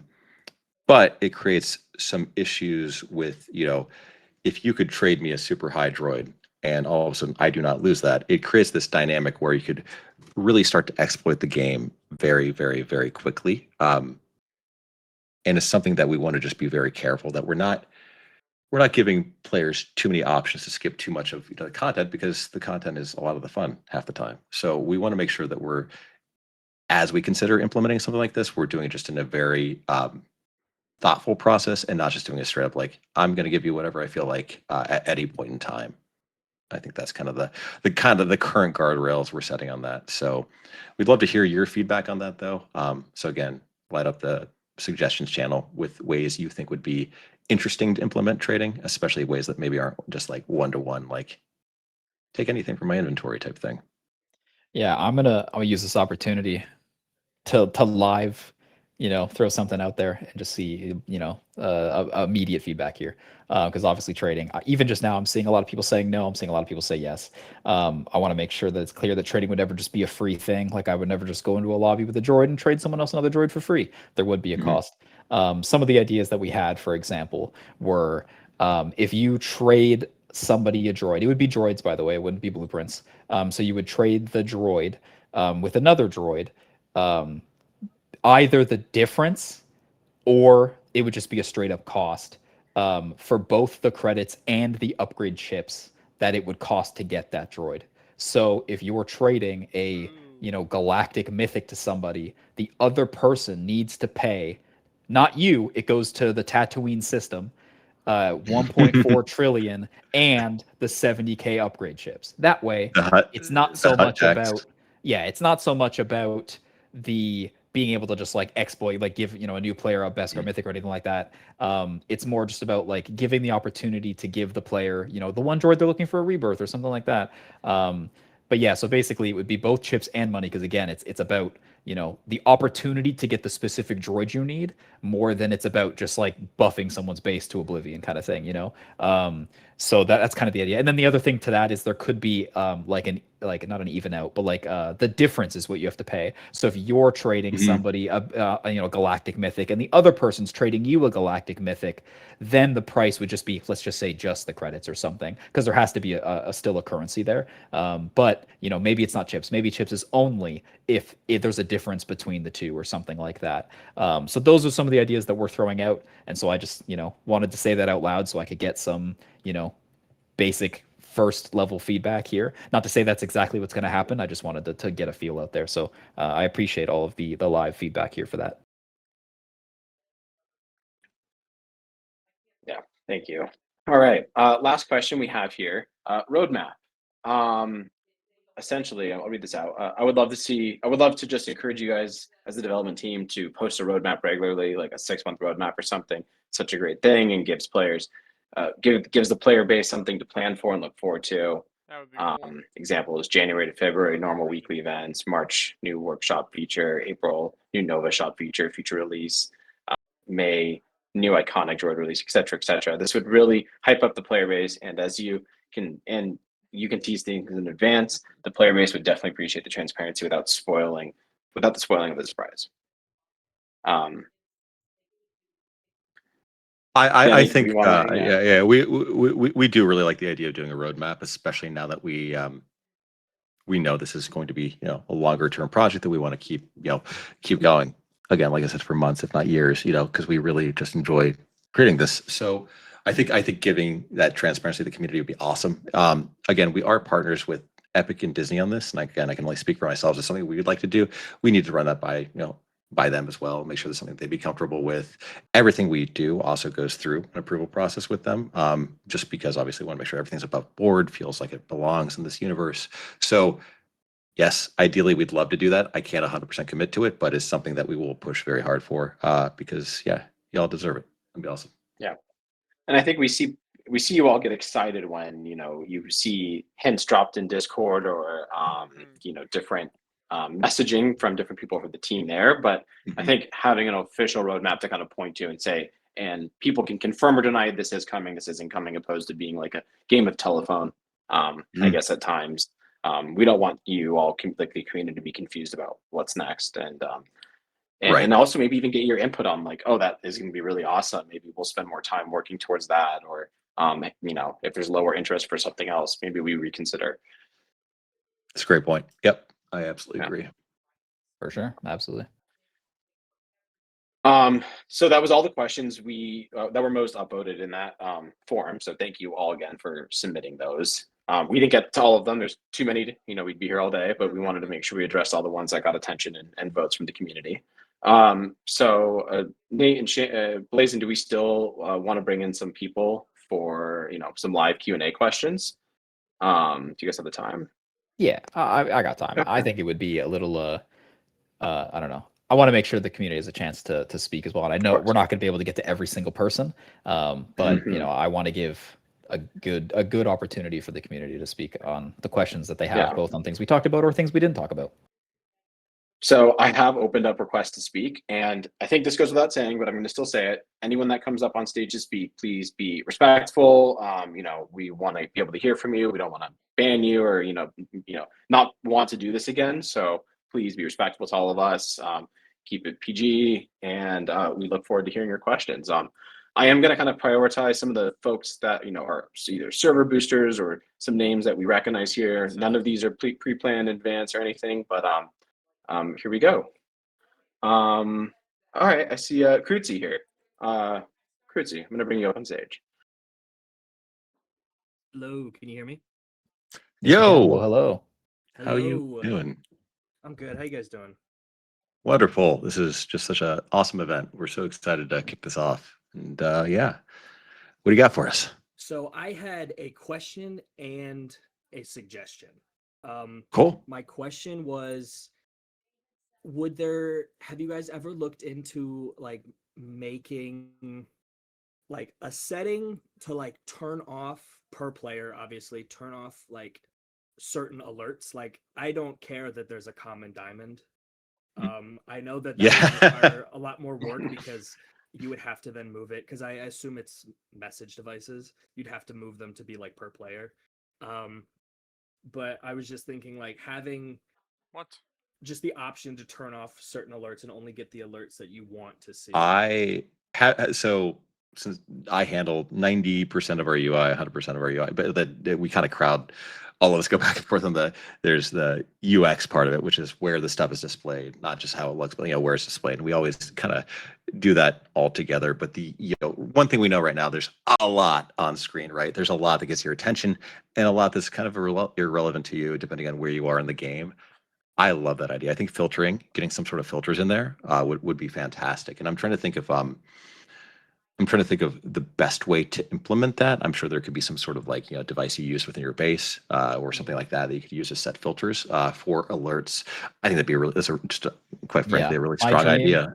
Yeah, my dream is like a loot filter, where it Mhm. shows you every single rarity, every single variant, and then you can Yes, just like just literally flag 'em. check mark or flag them or whatever, which ones you want to show, which ones you don't. So they actually don't use like the message device. We use like custom like widget blueprints Thank for all that kind God. of Oh stuff, my God. which is No more great. message So devices ever. on the technical side, it'd be easier to do that. It's more about the setup to one have that Mhm. per player and two like save that information to the player and like create the UI for that and like the other questions like the other stuff that Nate was talking about more than like the per player stuff. But no, honestly, I would love to have something like that. I think droid filtering for like the notifications What did I would just be see? great. What is that? Be very strong. Okay. Yeah. And during that talk, I thought of another question, so I don't want to take up too much Off the time. My shirt. suggestion, I'll just put in Okay. the channel. Um, Oh, my Awesome. second question I just thought of is maybe in that same Java that you go to change all your settings, maybe if you are at a certain level, you can just set commons to auto sell. You make them and then they just automatically sell. Because I know other games where you That's it. do Oh, that's like yeah, droids yeah. like that, they Mhm. do have settings like that, and you can That's say that's fun. commons auto sell, golds auto sell, anything that you would want. Yeah, I think you just actually solved the problem before. I think using the Jawa in front of your base for customizing things like that, like whether it be filtering, whether it be that, it's actually a good idea. But then yeah, auto sell. I think my only concern would be like accidentally doing it or like accidentally leaving it on or like if you got a flawless and it's like, oh, here's your flawless sold. It's like, oh man, Yeah. so things like that might like maybe we would just like automatically have flawless not be sold, for example. Mhm. But like no, I think honestly that's a good suggestion too. Yeah. You Yeah. could have like auto sell on the screen, but then that's just one more thing on the HUD, right? Yeah, yeah. Yeah. But no, I think there's something again, so much of the maintenance, when you get to the higher levels, like does become a little unfun because we want to focus on new, exciting things. So yeah, like you're saying, like doing something that's common or doing something you're just doing for the money in the first place. I love that. Mhm. Yeah, those are my two questions, and then my suggestion. I think is a really good idea about how to manage trading. I will just stick it in Yeah. suggestions after this. Yeah, Cool. love to hear And then it. someone else has the We'll look floor. for that. We really appreciate it. Thanks so much. Yeah. Yeah. Thanks so much, Kurtzy. Thank you too. All right. Let's bring in Demon Slayer, one of our server boosters. I realize it takes a second to when you click the button, Demon. You've been invited. Hey, Demon Slayer. Why is it not? You are muted if you're trying to talk. Can you hear me? Yes, we Yes, can. how's it going? Yep. Hello, how are you guys? We're Great. wonderful. How are you doing? I'm doing good. I just had a few questions about some mechanics, being able to turn them like on and off as an option, if it would be possible. For instance, the blueprints you get from scrap, once you get to like a certain point of your rebirth, since you can only get, up to rainbow or whatever you have bought, would there be a way to turn off you getting blueprints if you have it purchased to get blueprints from scrap? So glad you brought this up. Can't believe it hasn't been talked about yet. I am a strong believer in no, because that's actually why they're there. So the scrap station Oh, the is, splash. I'll call it kind of useless if you don't put super like upgrades into it. Um, and then when you do put upgrades into it, it's actually the first upgrade you unlock, and the other ones are locked, and that's on purpose because the trade-off is the blueprints break up your ability to just sit and AFK it forever. And so you kind of need the blueprints to balance out the incredible amount of credits you get once you put the other upgrade into it. So that's like kind of why it's there. So like I don't believe we'll ever add the toggle for that specifically because that's like how it's designed to be. Is that like if we remove that, then you can just AFK with no like no worries, and the scrap station's already so strong. So that's why that's there specifically. Right. And then another question I had was, would there be a way? I'm sorry, baby. Can you go ask your daddy, please? Oh, Aw. Would there be a way to, let's say, Oh. turn uh you guys brought it up before, but like being able to cancel like the crafting machine, I don't know if it will be fixed or if it's like because it was fixed with the bouncing around blueprint and stuff. Sometimes when you're doing the missions, you're throwing your blueprint towards your little sail thing in your base and it freezes and you'll click it to pick it up and it will just, jump right into the machine and stuff. Like that's one reason like the cancel would be a good option, but there was a question here. I'm sorry, my kid had me frazzled. Oh yeah, I Being agree. It's able annoying. being able to do that, and then um the way of my question's gone. I forgot. But yeah, just All being able good. to turn off certain things in the game was just my major question. For sure. I think on a high level, like having the options is definitely like fun and customizing like what you do, what you see, like to the loot filter thing before. Like I agree that I think the only concern there is just the amount of time it takes to set those things up and being able Right. to make sure that they're done right per player. Some things, for example, are like you can't be per player, like the droid costs above, the blueprints and stuff like that has to be just one thing because otherwise there's six, and I don't know, just like certain limitations there. But like yeah, everybody loves to have options, and when we can add them and when it makes sense, we definitely want to try. All right. Yeah, Well, thank you so much. absolutely. Yeah. Thank you Thanks, so much. Steven. We appreciate it. Okay. Next I see Penguin. Our mod has entered the queue here. Penguin. Galactic win. Hello. Hello. Mine's actually a question that I got from the community, so it's not for me, but something that I think has come up a few times. And I'm sorry, Nate, it is about the UI. I feel like you might be getting attacked with this one. Please, There's a please, lot. yeah. What do you got? Get There's a 'em. lot of feedback that notifications can block the sand crawler notifications. So, like when an Astro Yes. Droid mission comes in, it can block that. And it's more just a case about like, can we get better Yeah, control no. over this to really see what's important to us? It kind of sucks right now when you miss something because of that, right? And like I said, the more features we add, when this was a smaller game, it was a little easier, a little tighter. But now that we keep adding things, more features, we are going to be looking at a pass on sort of notification UI in general. I think needs a big look at, just in terms of what you're alerted about, when you're alerted about it, and specifically where that's at. There are some really exciting tools coming up that lets us. So right now, in our development tools in UEFN, we're very constrained in terms of we have to design one UI that works across all platforms. But very excited to announce that coming up in a patch soon from Epic, we will have those restrictions lifted. So we'll be able to know if you're on a mobile device, for instance, or if you're on a PlayStation, or if you're on a PC. And we can kind of shift things around based off of that too, which I think will help quite a bit as well. But yeah, I think giving players options of what they want to see notification-wise, but also in general, just where those notifications happens, we're looking at all of that and expect updates on that relatively soon, I would say, because we hear it, we see it. It's not the best right now, especially like those, like you're saying, the astromech missions and things like that. There's now with higher frequency of those two, they're always coming up. They're always blocking my feed, and that feed should kind of be sacred in my mind. That sounds cool. Thank you. Yeah, thank you so much, Penguin. Appreciate it. Thanks, Penguin. All right, let's bring in. We're gonna bring in one of our creators, TTV Cheese. Cheese HTU. What is this? You're invited to speak. Cheese. Hello. Hello. Hey, Cheese. Hey, Eric, you remember me, right? I'm Tanner from. Yeah. Yep. How's it going? Hey, just a quick idea I had. On one of those questions about the sandcrawler being like where it starts out on the three bases on the one side. Is there some way you could implement like turning the sandcrawler 90 degrees to where the stuff comes out in the middle? Does that make sense? That's interesting. Yeah, I think it does. So basically, it could. Wonder how that would work. So basically, it's like a. Are you saying like it'd be like a circle around the sandcrawler for the spawn? Like, yeah, Or you would it could be make like, it like a full circle, and then maybe things stay on the sandcrawler for a longer time, and it just goes all the way around, but starts in the middle, right in front of the cantina. So that way, it's an equal distance on both sides.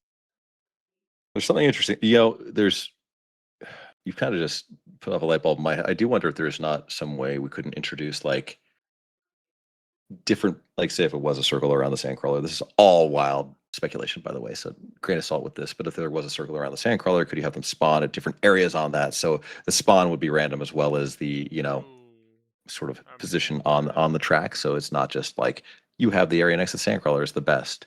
It's something we want to consider. We understand that there's issues with that, especially for players that are like,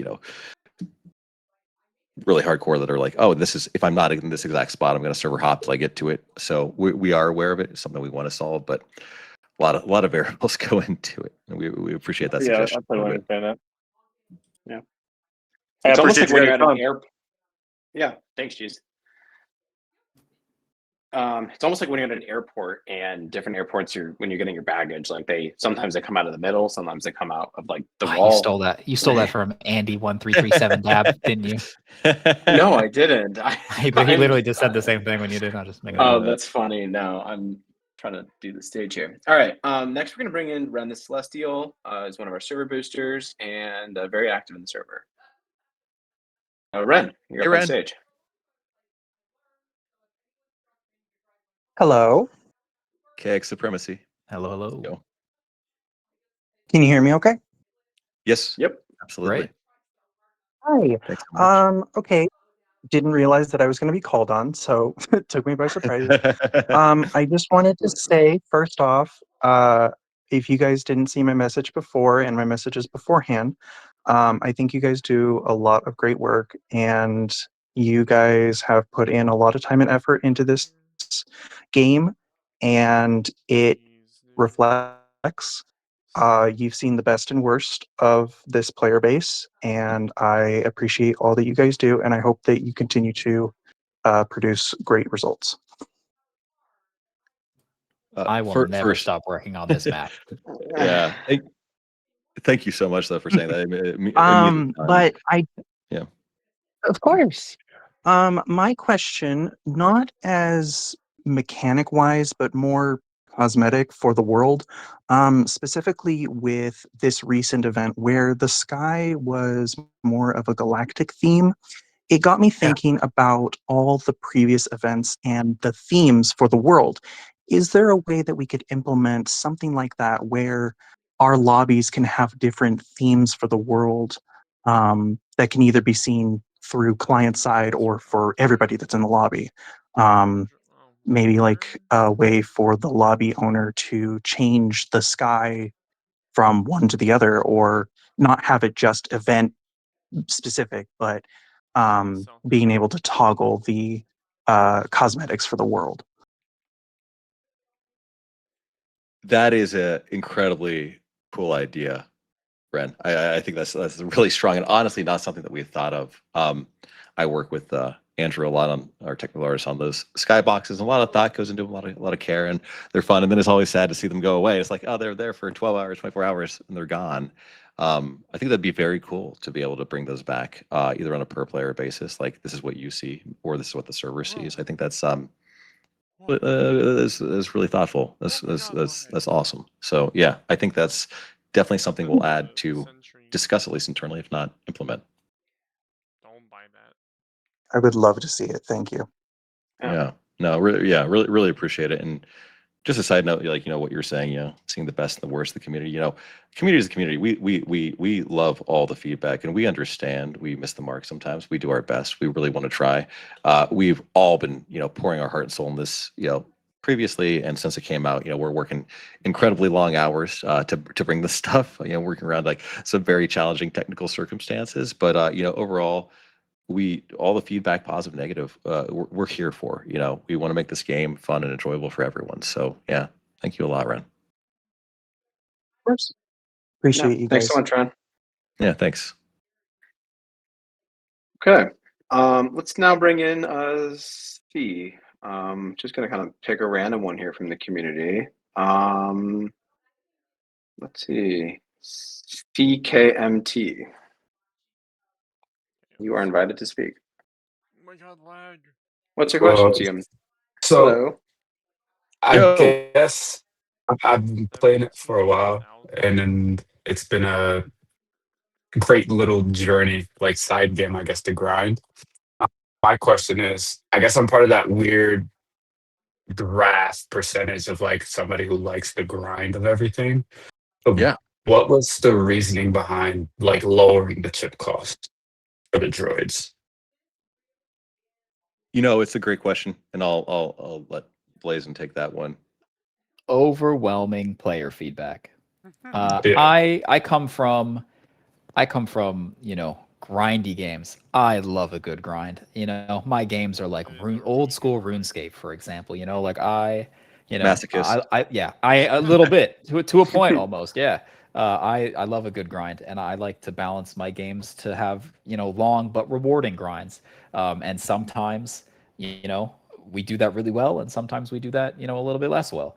And I think what's really important is to understand the audience you're building games for. Like if this game was on a different platform or played by different people or whatever, then maybe like it just always listening to the player. If enough players say the same thing consistently over time, maybe they have a point. Maybe there is a middle ground we can hit. And I think that sometimes it's about lowering the costs and sometimes it's about giving more. But the reason why for lowering the cost specifically instead of just doubling everything was because we felt that the early game ones are actually pretty balanced. Like upgrading a common, a rare, and an epic pretty much up to rainbow actually feels really good. I think it's a really balanced number. It feels really good in the early game, feels meaningful, and we didn't want to trivialize that by just like doubling credits everywhere kind of thing, right? So so that's the reason specifically for like why they were lowered mostly. So would it be, sorry, another quick question.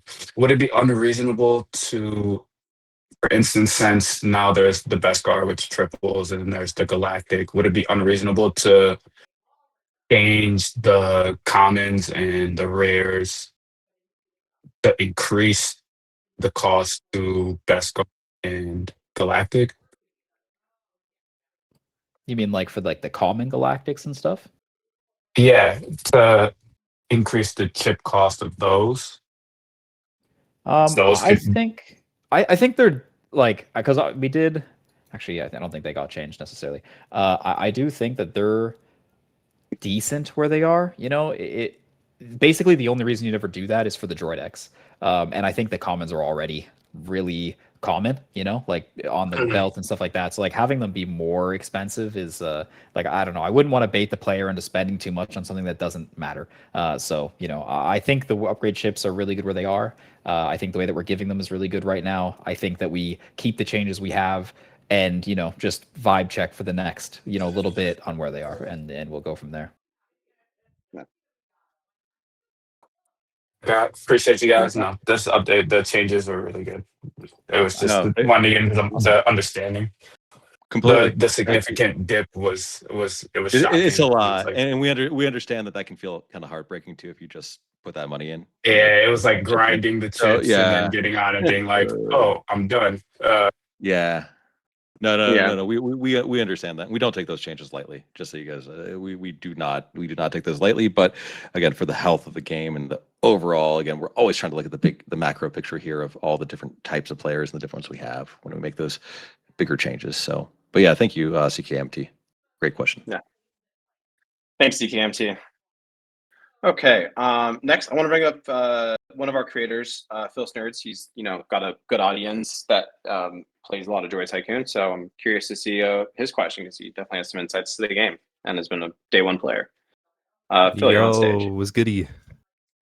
Phil, thank you so much. We love everything you're doing, man. Appreciate having you here. Yeah, so I've got a few, I guess, questions / suggestions. One thing, so that gambler droid that's in the cantina where you can like upgrade at random.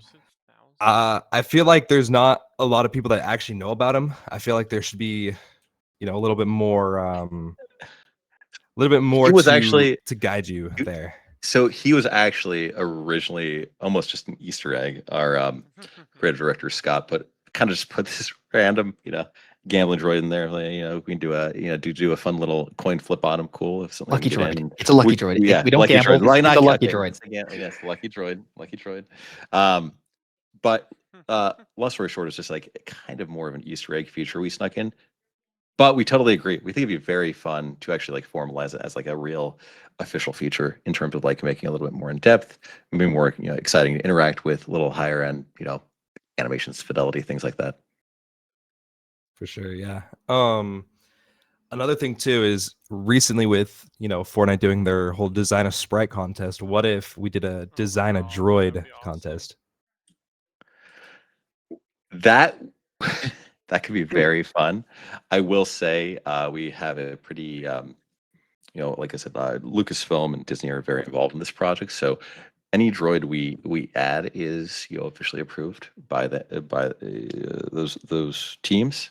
So they want to keep the quality high in terms of what we're outputting. So I think that'd be a very fun idea, though. It was super cool to see all the different spreads on Twitter and everything else. So that is something we will actually potentially suggest to the powers that be. Yeah. Then I guess my final one.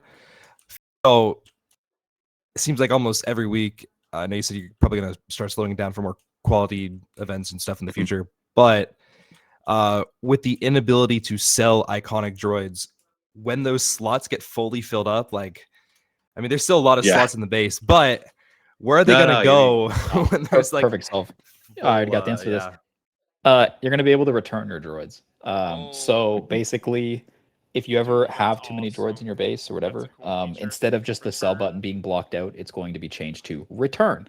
And then when you click it, he will be, returned to the powers be, which is just, the reclaim shop. And if you ever need him back, you can get him back. So you're just, that 1 mil cost. If you're returning the droid, that 1 mil cost means nothing to you. You'll probably have trillions by then. So it's basically just I'm not going to call it a bank or a storage because that's not what it is. But you'll be able to return the droid to that thing, and if you ever want to get him back, you can. But that's basically what that will end up being. But yeah, no, that's totally a fair look into the future. Yeah, good stuff. I mean, game has been Oh my god. very, very strong since day one, and I don't think I've ever really stopped playing it other than when I have to collect new sprites. So, yeah. Thanks so much, Phil. Your support on this means a ton, and we'll love watching the content you've been making around it. So, yeah. Of course, and keep up all the good updates. Awesome. Thank you. Thanks so much, Phil. Of course. All right. I'm gonna maybe get to just a couple more here. I want to invite Push to the stage. Push is one of the developers behind many of the droid tracking tools out there that the community has been using to track their droids in progress. And I think Push has a good insight on a lot of the droids, the wiki, community created wiki. So Push, welcome. Oh, thank you. Appreciate it in that intro. I missed the first couple minutes, so I hope this, and I saw your message about keeping it to one question, but I guess, was it discussed about like gate locking your base for friends, whether or not you can grant access to somebody in your lobby, gate lock your base to somebody in your friends list? Because I heard about, you guys are looking into ways to prevent like the griefing, spam killing, and I believe that this would be one way to implement that would help return it to the cozy game feeling while still making the outside that kind of right, like you should be safe in your base, right? You should, and you should be able to have security, knowing that like I like that idea a lot. Like you can only these people can enter in. We're talking about a couple different options there. One of the things we thought about internally, everything else, like things like security droids, which we can activate those, then whitelist certain people for those, things like that. We really wish we could get your actual, unfortunately, the API for it doesn't exist. There's technical reasons we can't just say like, oh, these are people on your friends list, auto whitelist them. So it would have to be a manual process still, depending on, people on your server. There may be ways we can do sort of unique IDs and things like that, but it's definitely something we want to look at and expect something sooner than later in terms of, I'd say, not letting people in your base if you do not want them at bare minimum. Awesome. Thank you guys. Appreciate it. And yeah, no, and by the way, thanks for building such great tools for track. It's like seeing this stuff pop up is like incredible for us. It's so far beyond anything we ever imagined. Oh yeah, there's a lot of great creators of tools out there. I guess I just got lucky that Overwolf liked my idea. That's cool. And hopefully get to talk to you more in the future, Eric. That's But yeah, thanks for answering my question. Appreciate it. Have a good Yeah, day. awesome. Thank you so much. Cool. Thanks, Bush.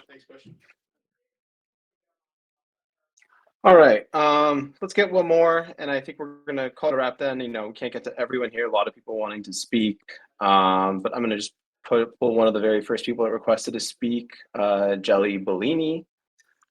You are invited to the stage. Hi, can you hear me? Hey, Jelly. Yes, hello. Hi. I just have a really quick question. So is it possible that when you buy a blueprint and then let's say somebody steals it from you, that price that they pay to steal it from you goes to you? That's interesting. Like, because the That's very small interesting. amounts don't matter, but like, let's say, like Yeah. during the event, I bought a galactic mythic for 1,000,000,000, and then somebody Mhm. stole it from me, and that's fine because it's PvP. I'm in public, Yeah. but then I would love that 1,000,000,000 back. How would you feel about that as a Nova Shop upgrade? That would be awesome. That would be cool. Because I like that idea. I think it'd be a fun little reward. Sorry, Blazin, I know this might make your skin crawl, but how do you think about that? I think it's kind of cool. I mean, yeah, okay. So I like I will say this wasn't exactly what you said, like your question. To the point of like losing your money, I do think there's value in like if you buy a droid and then you drop it, whether you're killed or not, and someone else picks it up, technically they buy it. Them buying it or them paying for it technically removes you as the owner. And then so if you want it back, you have to buy it back again, which sometimes isn't possible. I think at the very least, you shouldn't have to pay for it again. I would say at the very least, I think that's completely reasonable. In terms of like getting your money back, I think that's like I'm trying to think of the other applications that aren't just what you said. Like, if you like give blueprints to other people, you're essentially selling them now. You're not, it's not stealing or gifting. It's like, now you're just opening up a platform where you could be paid for droids. Right. It's almost Yeah, trading. people could literally start like a market of blueprints. Okay, I see that. Yeah. So like I think there's like other opportunities, that like would negatively impact the balance of it rather than like the thing. It's also kind of it like benefits you to like your 3 workbenches, like to get those empty or like to buy an extra blueprint spot so that you have like you can have 6 in total at a time. That makes sense. Yeah, so I would say that like at the very least you shouldn't have to rebuy it if you dropped it or or if someone else picked it up after you or something like that. Like I think that makes a lot of sense. I would worry about being able to get your money back because I think that there's like there's also certain situations where like if you rebirthed and then somebody picked up the droid that you owned, does that mean you just get that amount? Or again, if you super rebirth, we'd have to make sure that that gets cleared. There's like a lot of like questions around that would concern me. But you bring up the idea behind the idea is that this could be improved, and so I think it's something that we can definitely talk about for sure. Well, thank you guys for your time. Love this game. Awesome. Thank you so much for playing and appreciate the question. Thanks. Thank you so much, Jelly. Okay, guys. I think we can call it a wrap here, but Blazin, Nate, any final thoughts here or words that you want to give to the audience? Man, I just love this game. I want to keep talking about it. I know. I really just appreciate all the questions today, and all the, like I said, all the feedback. We're always listening, positive, negative. Is this something you guys would like to see us do again? Is this something we want to keep doing, maybe on a semi-regular basis or something? So okay, cool. I'm seeing a lot of yeses. Okay. I'm not sure I see a single no. I can't believe anybody exactly. said, oh, actually, never mind. I saw a no. Okay, that guy hates us. okay, All right. okay, that's fine. That's fine. Mainly, we just want to, people developing this. We want to make sure this is a dialogue too with everyone out there that, and we feel like this is a good format for it. So, yeah, expect another one of these in the not too distant future. As we release maybe bigger updates or things like that, we'll kind of do these on a semi-regular cadence. So.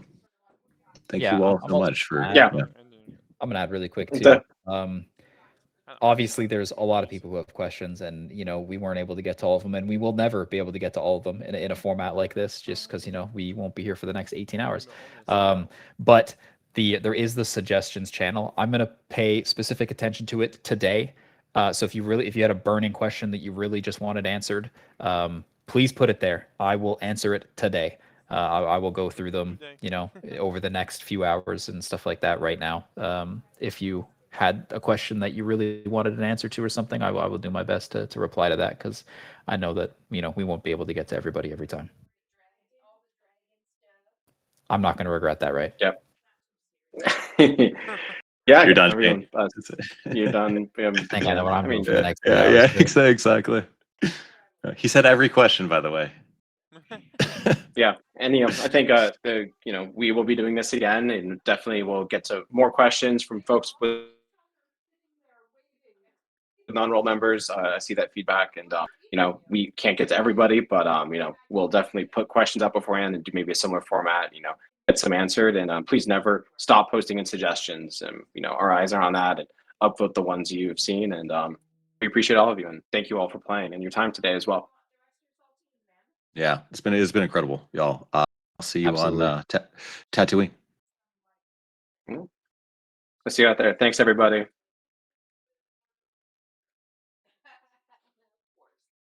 Oh my god, lag. Oh, it's just me now. What do I drop? Any hints? Any?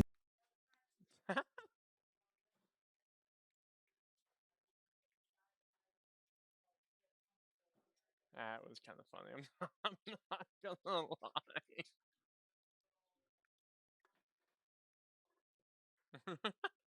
Any hints? Dies.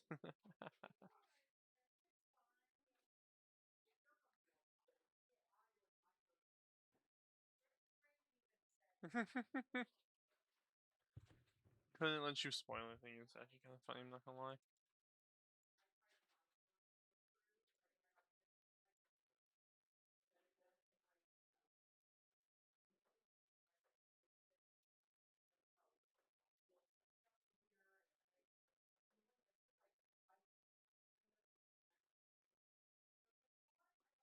Droid because one is actually a good question.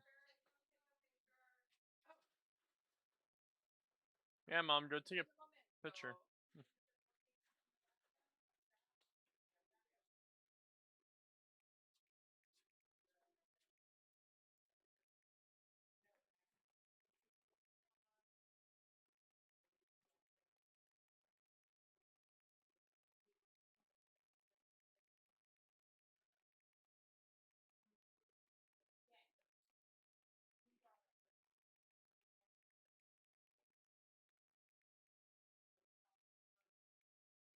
Oh my god, lag.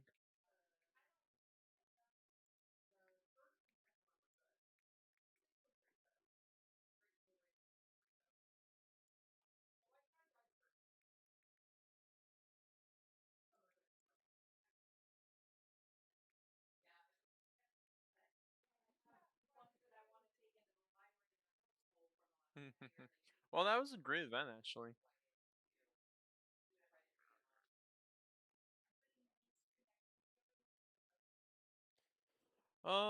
There we go. Ta-da! It's back. Now this will be up again. There we go. Now you guys can hear me better. Hopefully. And Twitch will be back up. And yeah. There we go.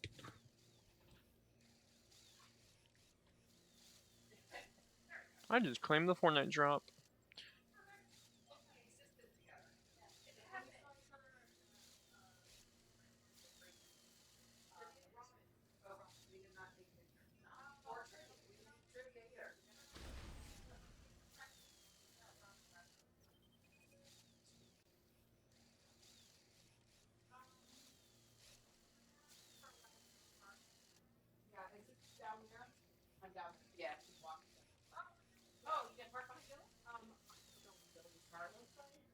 White Kia Soul.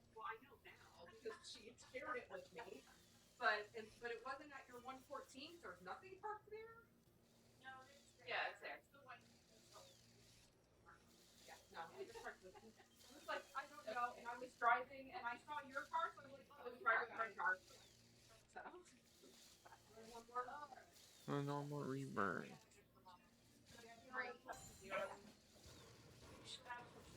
Baby. Oh, and these don't count. Yeah. Well, that's true. I'll keep you updated. I start tomorrow. Yeah. What kind of drugs? All right, you guys. Drive safe.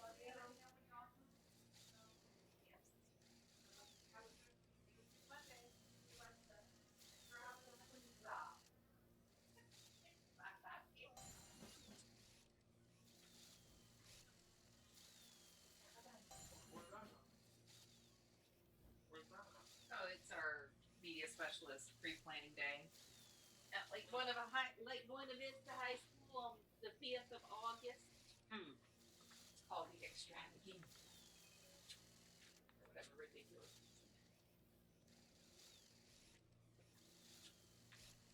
What was dinner? You're looking at it. Dinner. Throw one of those bags of chicken patties in the oven. Whatever. I hope not. Whatever. I'm kind of okay. There's also a bag of lo mein you can cook off, like beef lo mein or chicken lo mein. I just have The chicken's for later tomorrow. small. We have Hello Fresh coming for the week. Okay. 50 fucking fine. 50 fucking fine.